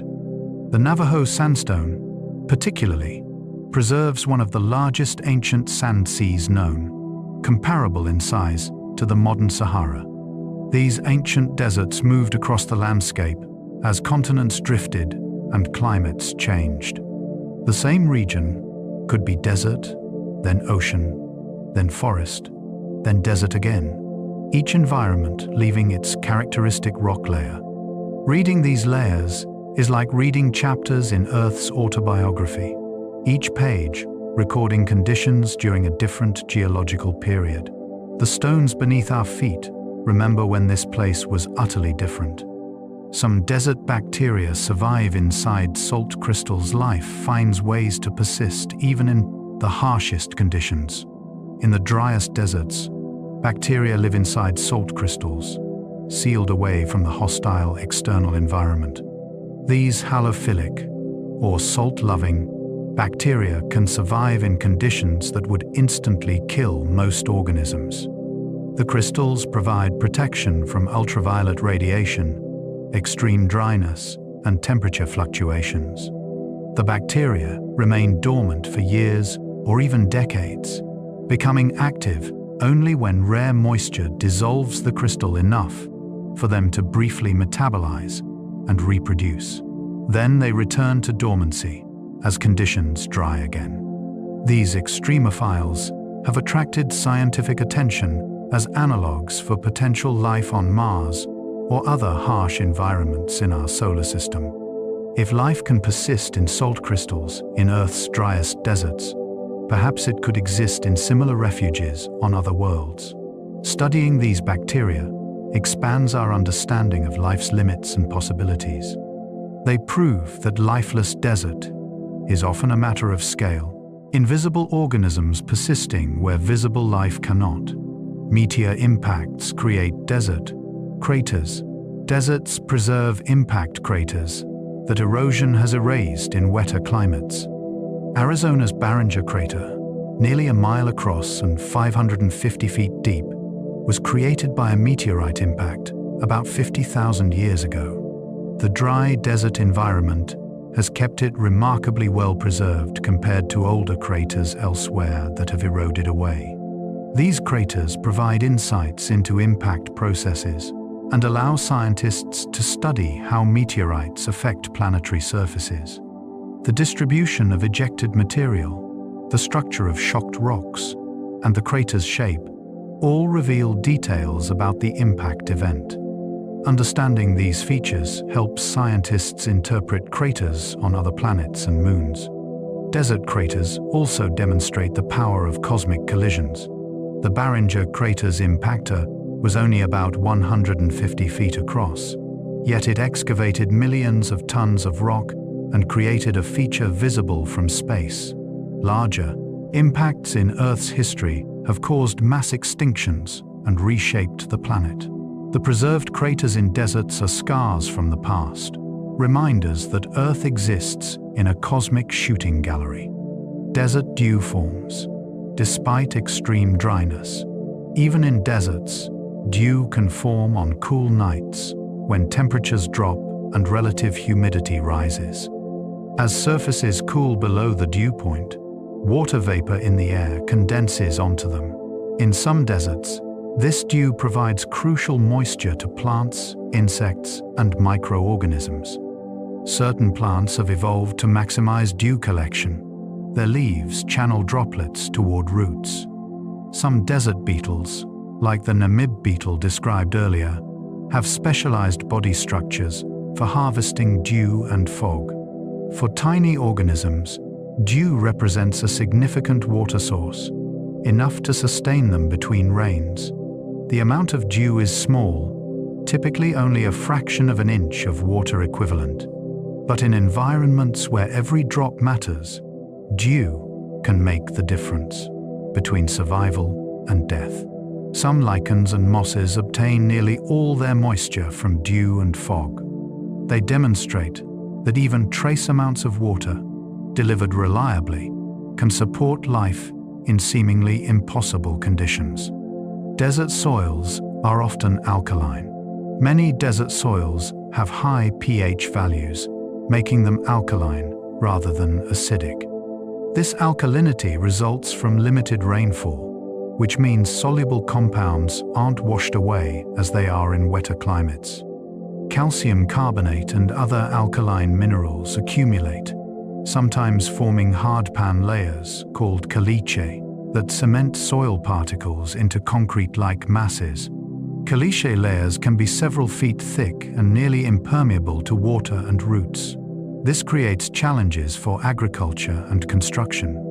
Plants that evolved in acidic soils cannot survive in alkaline desert soils, while desert-adapted species thrive. The pH difference is one reason non-native plants often fail when introduced to deserts. Some desert soils are so alkaline that only specialized plants grow there. Salt flats represent the extreme, where evaporation has concentrated salts to toxic levels. Understanding soil chemistry is crucial for anyone attempting to live or farm in deserts. The soil itself, often dismissed as barren dirt, is actually a complex chemical environment that determines what life can exist. Ancient lake beds contain archaeological treasures. When ancient lakes dried, they left behind basins that later became archaeological gold mines. Human settlements clustered around water sources, so lake shores attracted substantial populations. As lakes shrank and disappeared, these sites were abandoned, but often preserved by dry conditions. In Africa, dried lake basins have yielded fossils of early hominins and evidence of stone tool manufacture. In North America, sites around ancient Lake Mojave contain artifacts from Paleo-Indian cultures. These discoveries help archaeologists understand how humans adapted to changing climates and environments. The lakes themselves often preserved organic material that decays quickly in most environments. Seeds, pollen, and wood from ancient lakeshores provide data about past climates and ecosystems. Sediment cores from dried lake beds contain layers representing thousands of years, each layer recording environmental conditions when it was deposited. These cores are climatic archives, storing information about rainfall, temperature, and vegetation across millennia. Desert reptiles regulate water loss through scales. Desert reptiles have evolved specialized scales that minimize water loss. Unlike mammal skin, reptilian scales create an effective barrier against evaporation. The scales overlap and are covered with lipids that waterproof the skin. This allows reptiles to maintain hydration in extremely dry conditions. Some desert reptiles never drink liquid water, obtaining all moisture from their prey. They've developed highly efficient kidneys that concentrate urine to minimize water loss. Their metabolic water production, water generated by breaking down food, provides sufficient moisture for survival. The impermeable skin comes with trade-offs. Reptiles cannot cool themselves through evaporation like mammals do, so they must use behavioral strategies to avoid overheating. They also must shed their skin periodically, a process more challenging in dry environments. Despite these challenges, the adaptations have proven successful. Reptiles are among the most successful desert animals, filling numerous ecological niches. Some desert seeds remain viable for decades. Desert plant seeds often remain viable for extraordinarily long periods, waiting in the soil for conditions favorable for germination. Some species have seeds that can survive 50 years or more in dormancy. This patience allows them to wait through extended droughts, germinating only when moisture is adequate for survival. Seeds have evolved chemical inhibitors that prevent premature germination. These inhibitors must be washed away by sufficient rainfall, ensuring germination occurs only when enough water is available. Some seeds require scarification, physical damage to their coating, before they can sprout. This might be accomplished by flash floods tumbling them over rocks, or by passage through an animal's digestive system. The soil of deserts is a seed bank, containing genetic material from decades or even centuries. After exceptional rains, plants appear that haven't been seen in generations, sprouting from seeds that outlived their parent plants. This long-term seed viability is an insurance policy against extinction, allowing species to survive catastrophic droughts that kill all living individuals, but not the potential for rebirth stored in dormant seeds. Dust storms can affect global climate. Major dust storms loft enormous quantities of material into the atmosphere, particles that can remain airborne for days or weeks, circling the globe on atmospheric currents. These particles reflect sunlight back into space, cooling the surface. They also affect cloud formation and rainfall patterns far from their source. Scientists study desert dust to understand its role in climate systems. Dust from Africa affects hurricane formation in the Atlantic. Asian dust influences weather patterns across the Pacific. During ice ages, increased dust from expanded deserts is thought to have contributed to global cooling, creating a feedback loop. The composition of dust matters. Iron-rich dust fertilizes oceans, promoting phytoplankton growth that absorbs carbon dioxide. Calcium-rich dust can neutralize acid rain. Understanding these effects is crucial for predicting how climate change might alter dust production and transport.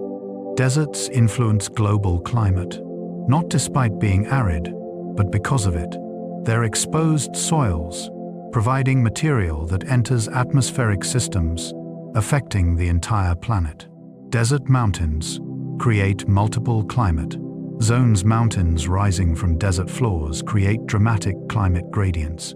Temperature drops with altitude, and increased elevation intercepts more precipitation. A mountain in a desert might have arid plains at its base, grasslands on lower slopes, forests at middle elevations, and alpine tundra near its peak. All these zones exist within a few vertical miles. These sky islands, as isolated mountain ranges in desert regions are called, harbor unique ecosystems and species found nowhere else. Animals and plants on one mountain may be separated from their nearest relatives on another mountain by inhospitable desert lowlands. This isolation promotes speciation, the evolution of new species adapted to their specific mountain. Ancient peoples used these mountains as refuges during extreme heat and as sources of water from snowmelt. Mountains in deserts often have sacred status in indigenous cultures, seen as sources of life in otherwise harsh lands.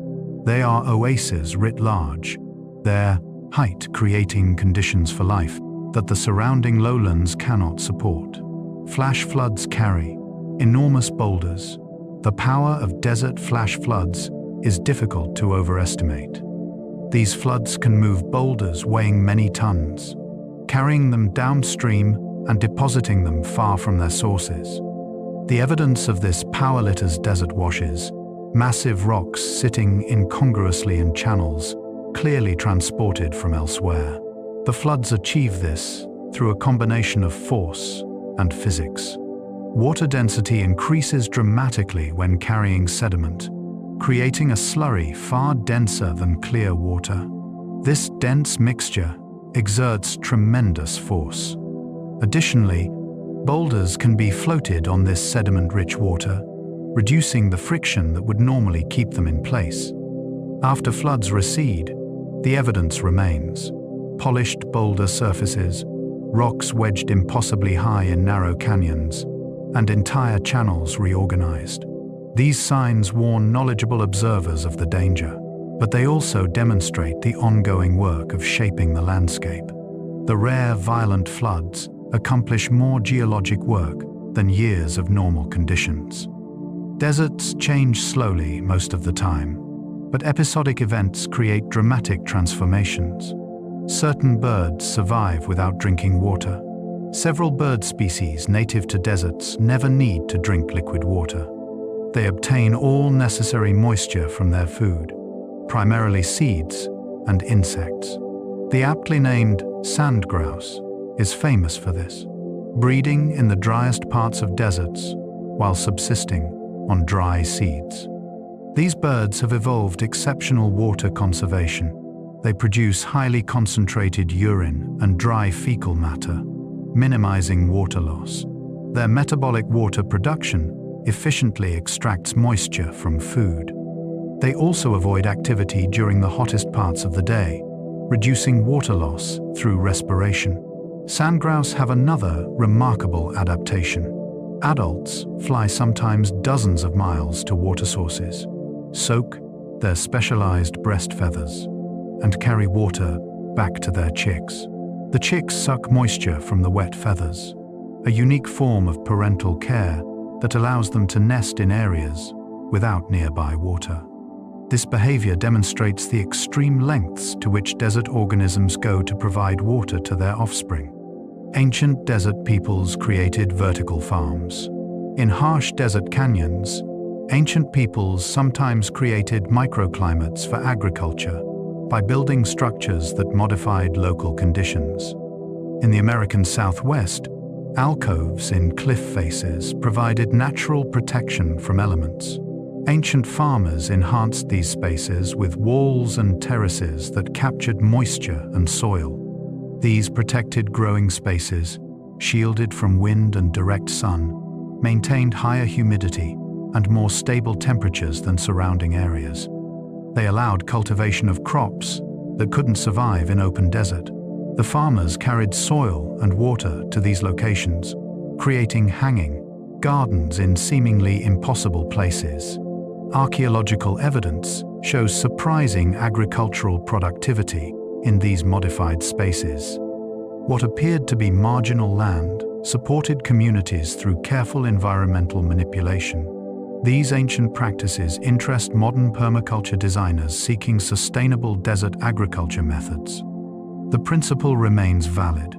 By creating microclimates and managing resources carefully, even harsh environments can become productive. Desert lightning strikes can start fires. Though deserts are dry, they experience thunderstorms, particularly during certain seasons. Lightning from these storms ignites fires when it strikes dry vegetation. Without the moisture levels that would suppress fire in wetter regions, desert fires can spread quickly through accumulated dead plant material. Some desert plants have evolved to survive or even require fire. Their seeds germinate better after fires, or they resprout vigorously from roots after above-ground parts burn. Fire clears away accumulated fuel, recycles nutrients, and creates openings for new growth. In desert ecosystems adapted to fire, suppression can actually cause problems by allowing fuel to accumulate to dangerous levels. Desert fires behave differently from forest fires. They typically burn at lower intensity and move quickly through sparse vegetation rather than climbing into canopy layers. But they can still be dangerous, especially in areas where human development has pushed into fire-adapted landscapes. Understanding fire's natural role helps with management strategies that work with rather than against ecological processes. Underground insects can dig down 20 feet. Some desert insects, particularly certain ant and beetle species, excavate burrows reaching remarkable depths. These deep burrows provide access to layers where temperature and humidity remain stable year-round. 20 feet below the surface, conditions barely fluctuate, regardless of what happens above. Creating these burrows requires enormous effort relative to the insect's size. They must excavate and remove tons of soil, one tiny grain at a time. The resulting structures are engineering marvels, with multiple chambers, ventilation shafts, and organized spaces for different functions: food storage, nurseries, and waste disposal. These deep burrows allow colonies to persist through conditions that would be lethal at the surface. When summer temperatures at ground level exceed 140 degrees Fahrenheit, conditions in deep burrows remain tolerable. The insects emerge to forage during brief periods when surface conditions permit, then retreat to their underground cities. Their excavations also affect desert soils, mixing layers and creating channels that, when it finally rains, allow water to penetrate deeper than it otherwise would. Ancient deserts preserve footprints of extinct animals. In several locations worldwide, ancient footprints preserved in stone reveal creatures that walked across sand millions of years ago. These trackways provide rare insights into animal behavior, showing how they moved, whether they traveled alone or in groups, and sometimes capturing dramatic moments like hunts or escapes. The White Sands in New Mexico contains thousands of Ice Age human and animal tracks preserved in what was once the muddy shore of an ancient lake. These footprints show humans interacting with giant sloths, mammoths, and dire wolves. Some tracks appear to show hunting behavior or careful approaches to dangerous prey. Preservation of such tracks requires specific conditions: soft substrate that records prints clearly, then rapid burial or hardening before erosion destroys them. Deserts provide these conditions. The tracks become stone, surviving millions of years. Walking beside these ancient pathways connects us viscerally with the past, seeing exactly where an extinct animal placed its foot in a long-vanished landscape. Desert varnish forms very slowly. The dark coating called desert varnish accumulates at rates measured in thousands of years per millimeter. Extremely old surfaces can have varnish several millimeters thick, representing tens of thousands of years of accumulation. This slow formation makes varnish useful for dating surface features. The exact formation mechanism isn't completely understood. Bacteria clearly play a role, concentrating manganese and iron from extremely dilute solutions. But how they accomplish this in such dry conditions remains partially mysterious. The process requires occasional moisture, but is inhibited by too much water, explaining why varnish forms best in deserts. Because varnish forms so slowly and can be destroyed easily, its presence indicates surface stability. Rocks with thick varnish haven't moved or tumbled in tens of thousands of years. Areas where glaciers flowed or floods scoured show no varnish. The surface is too young or disturbed. Archaeologists use varnish to determine how long ago humans created petroglyphs, and geologists use it to date lava flows and other features. Some plants have specialized relationships with pollinators.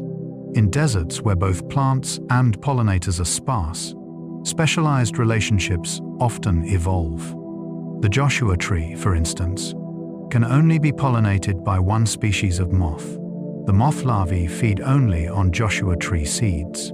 Neither can reproduce without the other. This mutual dependence has existed for thousands of years.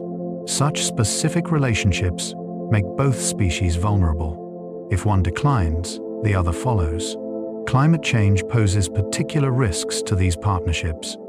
If warming causes plants and their pollinators to bloom or emerge at different times, the synchronized relationship can break down. The consequences can cascade through entire ecosystems that depend on these keystone species. These relationships also demonstrate coevolution, where two species evolve in response to each other over many generations. The plant's flowers evolved shapes and scents that attract their specific pollinator. The pollinator evolved to efficiently work those flowers. Over time, they became locked together, their fates intertwined. Such partnerships are especially common in deserts, where the scarcity of resources makes generalist strategies less viable than specialized adaptations. Desert winds can sing through rock formations. In certain desert locations, wind passing through holes and passages in rock creates musical sounds. These natural wind harps produce tones ranging from low moans to high whistles, depending on wind speed and the size and shape of the openings. Ancient peoples often considered such sites sacred, believing spirits inhabited the singing rocks. The phenomenon results from the same physics that makes musical instruments work. Air flowing through or across openings creates vibrations at specific frequencies. The size and shape of the cavity determines the pitch, just as with a flute or organ pipe. Some formations produce complex harmonies when multiple openings resonate together. These singing rocks demonstrate that deserts are not silent places but landscapes filled with sound when you know how to listen. The wind carries voices across empty spaces. Sand hisses as it moves. Thermal expansion makes rocks crack and pop. To spend a quiet day in the desert is to discover it's alive with subtle sounds, a symphony played by natural forces on instruments of stone and sand, shaped across millions of years. Ancient salt routes connected desert regions. Salt, essential for human health and food preservation, was once so valuable it shaped trade networks and politics. In the Sahara, salt, mined in the desert's heart, traveled southward along established routes to sub-Saharan Africa, where it was exchanged for gold, creating immense wealth for those who controlled the trade. Caravans of hundreds of camels transported salt slabs across hostile terrain. Journey could take months, and many died along the way from thirst, heat, or sandstorms. But the profits made the risk worthwhile. Cities like Timbuktu prospered as salt trade hubs, becoming centers of learning and culture. Salt deposits in deserts formed from evaporated ancient seas or lakes. Mining them sometimes required dangerous underground excavation. Workers cut slabs from salt layers using simple tools, creating chambers that could collapse without warning.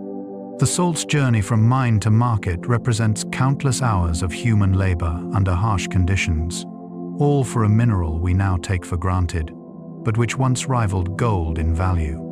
Desert pavement protects archaeological sites.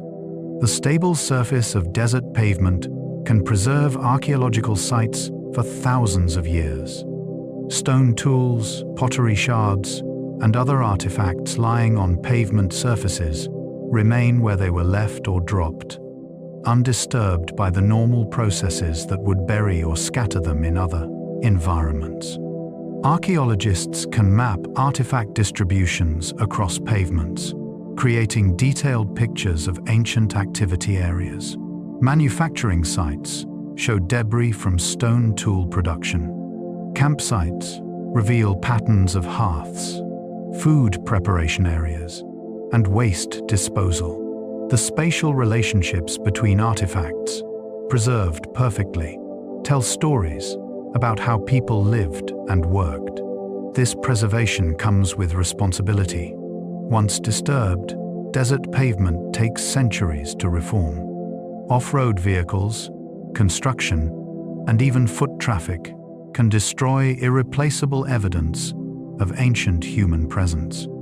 Many archaeological sites on desert pavement have been damaged or destroyed by people unaware of their significance or careless about preservation.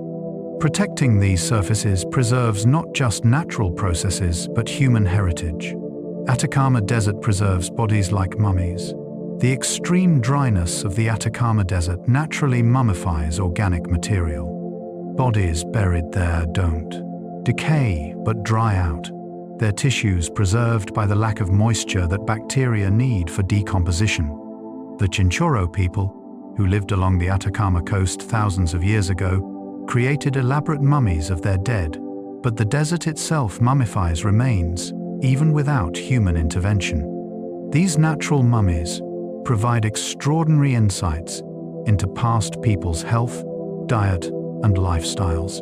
Soft tissues preserve DNA better than bone alone. Hair, skin, and internal organs remain intact enough for detailed analysis. Scientists study these remains to understand ancient diseases, nutritional deficiencies, and genetic relationships between populations. The same preservative conditions affect all organic material. Wooden artifacts, textiles, and plant remains survive intact where they would decay in wetter climates. Cache sites, sealed in dry caves, contain perfectly preserved materials, offering windows into daily life thousands of years ago. The Atacama serves as a natural museum, its extreme aridity arresting the normal processes of decay. Desert soils contain extremophile organisms. Desert soils host organisms specifically adapted to extreme conditions. These extremophiles include bacteria and archaea that thrive in environments lethal to most life. Extreme temperatures, high salinity, intense UV radiation, and near total lack of water. Studying these organisms helps scientists understand life's limits and possibilities. Some extremophiles enter cryptobiosis, a state of suspended animation where metabolism essentially stops. They can remain in this state for years, reviving within hours when moisture becomes available. Others have developed protective pigments that shield them from damaging radiation. Still others thrive in salt concentrations that would kill ordinary cells. Their biochemistry fundamentally adapted to high salinity environments. These organisms interest astrobiologists searching for life beyond Earth. If life exists on Mars or Saturn's moon Enceladus, it might resemble desert extremophiles more than organisms from temperate environments. Understanding how Earth's extremophiles survive informs the search for life elsewhere. The desert's harshest corners may hold clues to life's presence throughout the universe. Ancient desert trails are still visible. In extremely arid and stable deserts, paths worn by repeated travel thousands of years ago remain visible today. These ancient trails, sometimes called intaglios, show as subtle depressions or lines where footsteps compacted soil or displaced stones. From the air, they appear as faint lines crossing otherwise featureless terrain. Some trails connect ancient settlements or resources. Others lead to ceremonial sites or quarries where valuable stone was obtained. Indigenous peoples traveled these routes for generations, each journey adding incrementally to the path's definition. In deserts where no other signs of human presence remain, these trails persist as testament to ancient movement patterns. Modern researchers use these trails to understand past trade networks, migration patterns, and landscape use. GPS mapping has revealed extensive networks of interconnected trails that wouldn't be recognizable from the ground, but form clear patterns when viewed as comprehensive systems. These ancient highways remind us that deserts, though sparsely populated, have always been crossed and inhabited by peoples who knew their secrets. Desert glass forms from meteor impacts. In some deserts, mysterious glass objects litter the surface. Libyan desert glass, found in Egypt and Libya, is a pale yellow-green glass formed about 29 million years ago, possibly by a comet or asteroid impact that melted surface sand. The intense heat fused silica-rich sand into glass that scattered across hundreds of square miles. Tutankhamun's burial goods included a carved scarab made from this desert glass, showing ancient Egyptians valued it. The glass varies from translucent, clear, sometimes containing tiny bubbles or inclusions. Finding it requires searching vast areas, as pieces are scattered randomly across barren terrain. Similar glasses occur in other deserts. Moldavites, found in Central Europe, formed from material ejected by an impact that created a crater now filled by a Bavarian lake. These glasses are prized by collectors and provide scientists with samples of material transformed by impact processes. They're direct evidence of the violent cosmic events that periodically strike Earth, preserved in deserts where erosion is too slow to erase them. Some desert plants are parasitic. Several desert plant species have evolved to parasitize other plants rather than photosynthesizing independently. These parasitic plants tap into the roots or stems of host plants, stealing water and nutrients. Dodder, a leafless vine, wraps around host plants and penetrates them with specialized structures, surviving entirely on stolen resources. Parasitism makes sense in environments where resources are scarce. Rather than investing energy in roots, leaves, and water-gathering adaptations, parasitic plants redirect their energy toward reproduction, while relying on hosts for sustenance. Some parasites are specific, attacking only certain host species, while others are generalists. The relationship can be detrimental to hosts, weakening or even killing them, or relatively benign, taking resources the host can spare. In dense infestations, parasitic plants can significantly impact desert plant communities. But they're also part of the ecosystem's complexity, occupying a niche that would otherwise go unfilled, demonstrating that even in harsh deserts, organisms find countless strategies for survival. Desert rain brings dormant seeds to life. The smell of desert rain, earthy and sweet, comes from compounds released when water hits dry soil. This scent, called petrichor, signals the beginning of one of the desert's most dramatic transformations. Within hours of substantial rain, dormant seeds begin germinating. The desert, brown and lifeless-looking hours before, suddenly teems with activity. Emergence timing is critical. Germinate too early, and insufficient water dooms the seedling. Wait too long, and competitors may have already claimed resources. Desert plants have evolved precise germination triggers, chemical inhibitors that must be washed away by specific amounts of rain, ensuring germination happens only when adequate moisture is available. The speed of transformation is remarkable. Bare ground becomes carpeted with seedlings within days.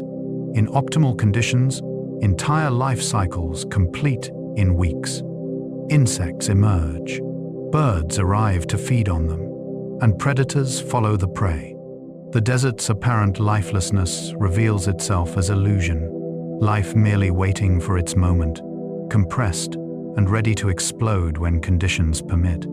Ancient peoples navigated deserts by stars and landmarks.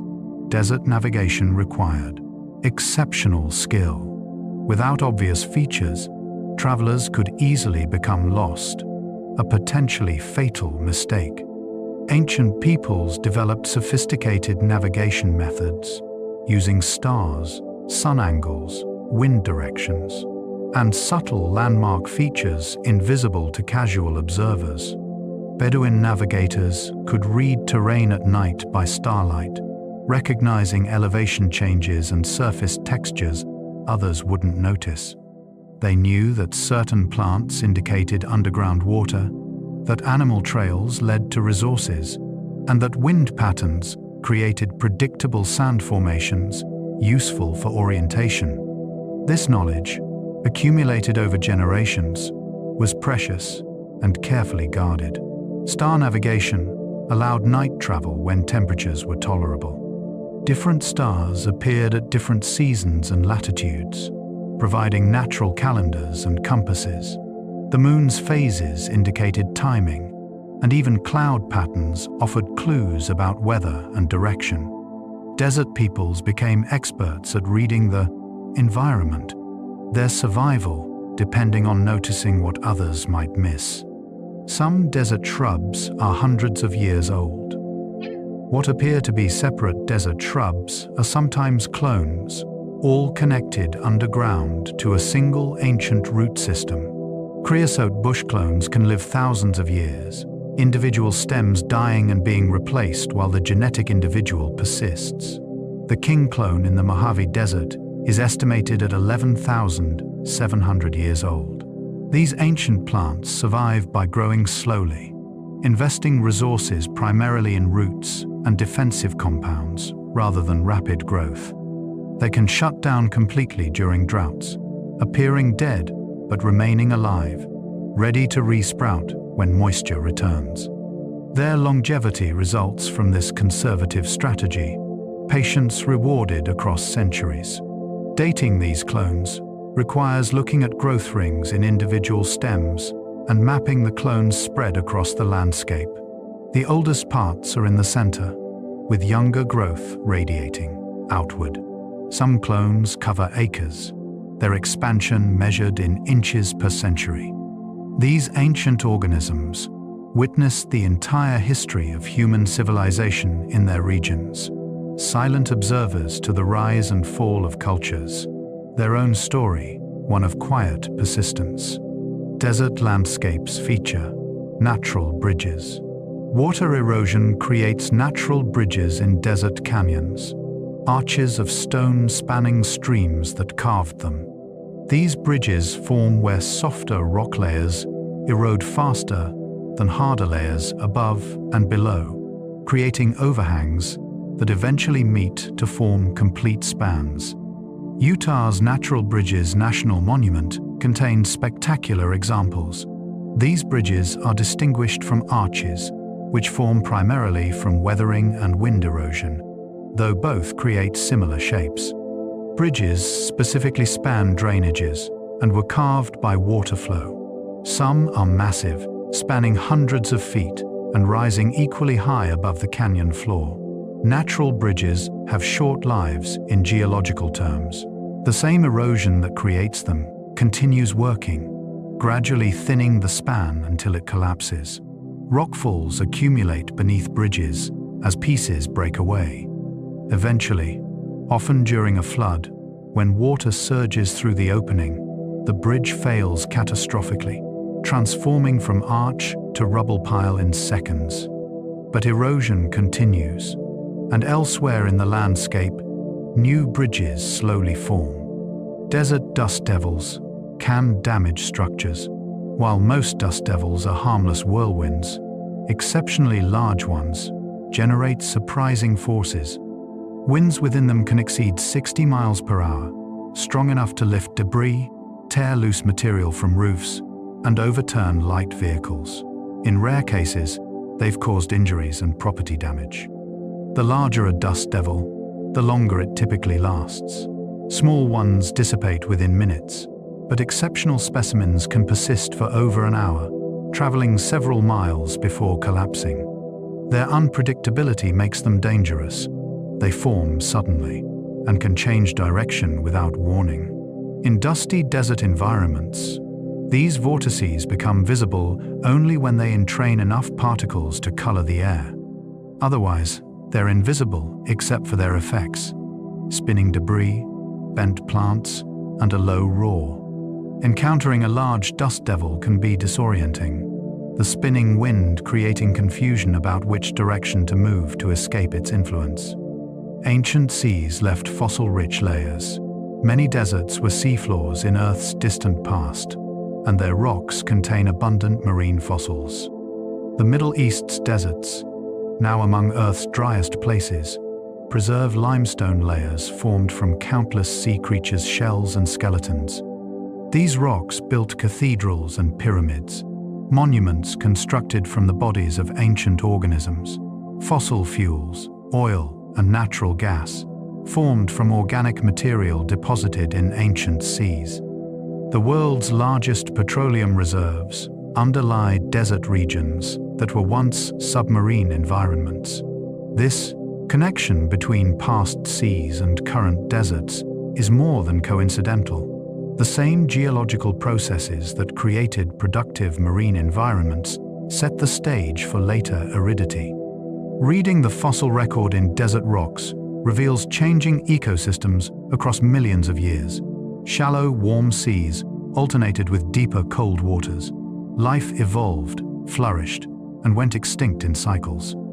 The stones beneath the sand are time capsules containing multiple worlds, each layer a snapshot of vanished ecosystems that existed when these lands lay beneath waves.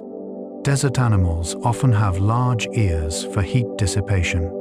Many desert animals evolved enlarged ears that serve as radiators, dissipating excess body heat. The fennec fox's enormous ears, disproportionate to its small body, contain dense networks of blood vessels. Blood flowing through them releases heat to the surrounding air, especially effective in the cool of night. Jackrabbits have similarly oversized ears, serving the same function. They can regulate blood flow to their ears, increasing it when they need to cool down and restricting it to conserve heat in cold conditions. This biological air conditioning allows them to remain active in temperatures that would be dangerous without such adaptations. The trade-off is that large ears lose heat when heat conservation becomes important, particularly on cold desert nights. Animals must balance cooling needs against heat retention, sometimes tucking ears close to the body to reduce heat loss.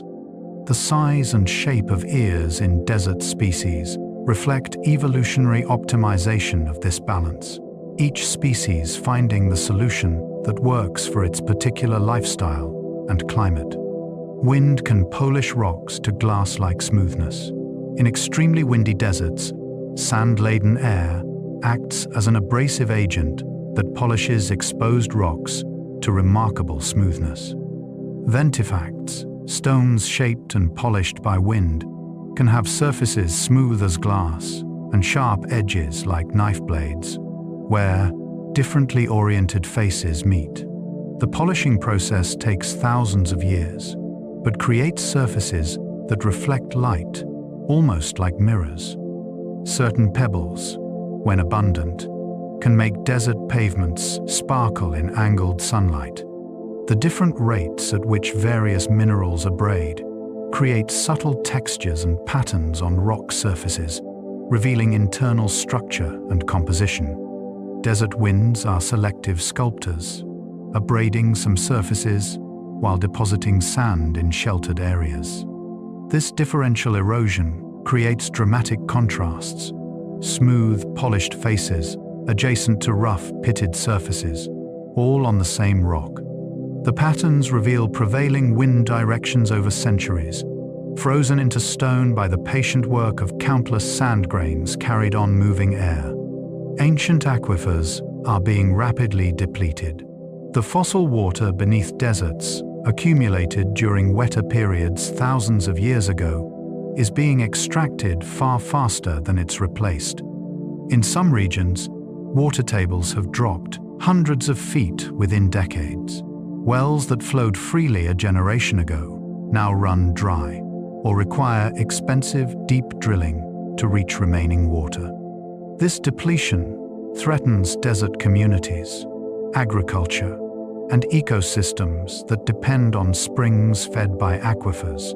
When water tables drop below spring outlets, those springs dry up, eliminating oases that sustained life for millennia.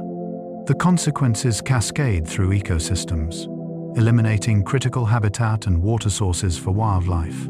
Managing these resources sustainably requires understanding recharge rates and balancing extraction against renewal. But political and economic pressures often favor immediate use over long-term conservation. The tragedy is that once depleted, these aquifers may take thousands of years to recharge, essentially making the water non-renewable on human timescales. Ancient water, gift from past climates, is being consumed as if it were infinite. Desert night temperatures can drop below freezing the same. Lack of atmospheric moisture that allows daytime temperatures to soar causes nighttime temperatures to plummet. Without water vapor to trap heat, radiation escapes to space efficiently, cooling the surface rapidly after sunset. In many deserts, temperatures that reach 100 degrees Fahrenheit during the day drop below freezing the same night. This extreme variation challenges organisms. Animals must find shelter offering temperature buffering. Plants must tolerate cells alternately baking and freezing within 24-hour cycles. Water in rock cracks, freezes, and expands.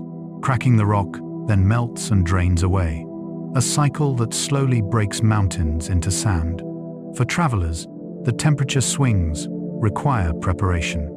Clothing and equipment adequate for daytime heat become insufficient when night arrives. Many desert deaths result from hypothermia after sunset, people unprepared for the rapid transition from heat to cold. The desert's hospitality is limited to narrow time windows. Outside those periods, survival requires shelter, fire, or departure. Some ancient cities controlled water through hydrology engineering. The most successful ancient desert civilizations developed sophisticated water management.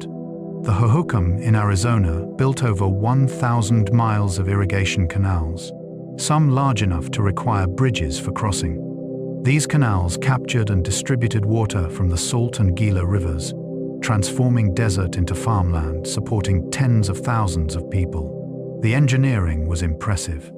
Canals maintained precise gradients to ensure water flowed steadily without eroding channels or depositing sediment.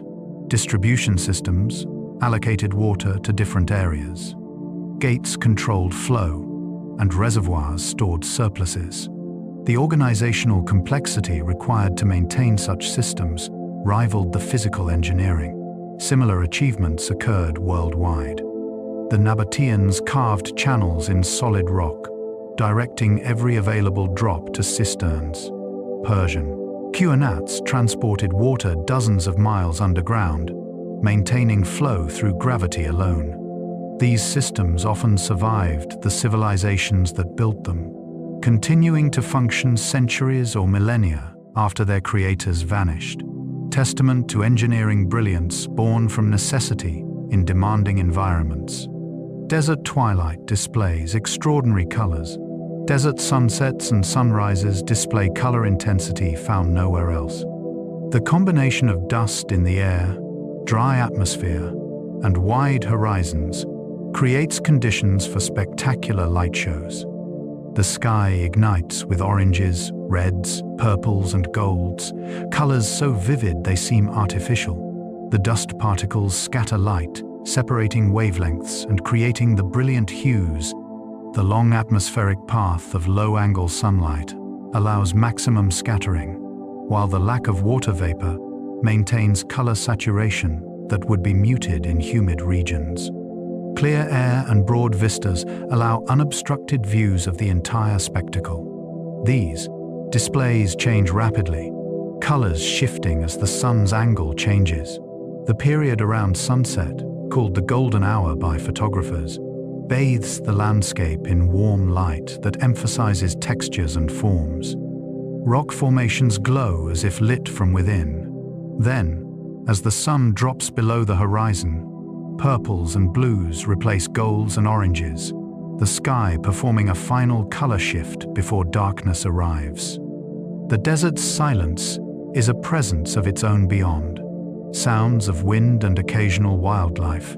Deserts offer a quality of silence rare in modern life. This silence is not empty but full, a presence rather than an absence.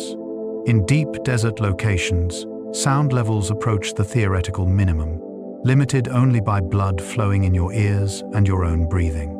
This profound quiet affects people powerfully. Some find it unsettling, even frightening, the absence of familiar sounds creating discomfort. Others find it meditative, a rare opportunity to experience what the world sounds like without human noise. The silence allows hearing sounds usually masked: your heartbeat, the rustle of lizards in brush, the crack of stones expanding in heat. Ancient peoples recognized special qualities in desert silence. Many cultures sent individuals into deserts for vision quests or spiritual development, the silence and isolation promoting introspection. Modern visitors often report similar experiences, the quiet and spaciousness creating mental space for thoughts impossible in noisy environments. The desert's silence is a gift, offering what is increasingly precious: escape from constant sound. Ancient petroglyphs sometimes align with astronomical events. Many desert petroglyphs were carefully positioned to interact with sunlight during specific astronomical events. Solstice sunrises might illuminate particular symbols, or equinox shadows might create meaningful patterns. These astronomical alignments demonstrate sophisticated understanding of celestial mechanics by ancient peoples. The sun dagger in Chaco Canyon, New Mexico, is a famous example. Spiral petroglyphs are positioned where light passing through rock slabs creates patterns that mark solstices and equinoxes. At noon on the summer solstice, a dagger of light bisects the largest spiral precisely. Similar sites exist worldwide, testimony to ancient astronomers' skill. These alignments likely served multiple purposes: calendars for timing, agricultural and ceremonial activities, demonstrations of specialized knowledge, and religious expressions connecting earthly locations with celestial events. Understanding them requires not just archaeological methods, but also astronomy, reconstructing ancient skies to determine what astronomical events ancient peoples could have observed and how they might have interpreted them. And so we rest. And so, dear listener, our journey through the ancient deserts comes to a close. From the shifting sands of the Sahara to the painted stones of the Namib, from hidden aquifers flowing deep beneath our feet to the ancient footprints preserved in stone, we have wandered together through landscapes both harsh and beautiful, unforgiving yet filled with life's most remarkable adaptations. We have seen how deserts form and transform, how mountains become sand, and how vanished seas leave their signatures in stone. We've met the creatures that thrive where nothing should survive, the plants that wait decades for rain, and the peoples who learn to call these places home. We've witnessed the patience of geology and the urgency of desert bloom, the silence of empty spaces and the songs sung by wind through stone. The desert reminds us that emptiness is illusion, that what appears barren often teems with hidden life, and that harshness creates beauty impossible in gentler lands. It teaches patience and adaptation, showing us that survival comes not from fighting against the environment, but from finding ways to exist within its constraints. As you lie, here now, letting your breath fall into an easy rhythm, imagine yourself beneath a desert sky at twilight. The heat of day has passed, cool air settling over the land.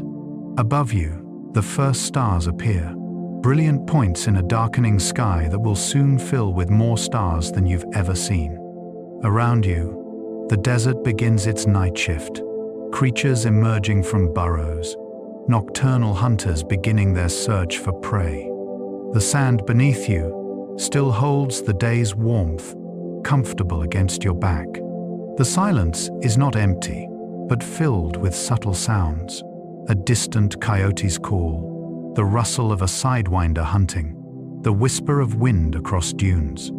The ancient land around you has witnessed countless sunsets, countless beings who lived and died in its embrace. It will witness countless more, patient and enduring. Let the desert's patience become yours. Feel the stillness seeping into your bones, the quiet filling your mind. Breathe slowly, deeply, each breath carrying away tension, leaving only peace. The desert asks nothing of you now, except rest. No hurrying, no striving, only being. Only this moment of stillness beneath the vast sky. The day is done. The journey through ancient lands complete. The stories told, the wonders shared, now settling into memory like sand finding its angle of repose. All that remains is sleep, gentle and deep, beneath the endless stars. If you happen to still be awake, you can go ahead and watch the next video when you are ready. But if your eyes are growing heavy, if the stillness has carried you toward dreams, then simply let go. Let the ancient desert hold you. Let its timeless patience become yours, and drift into sleep, into peace, into the quiet embrace of rest. Close your eyes now, breathe deeply, and sleep well beneath the desert stars. Good night.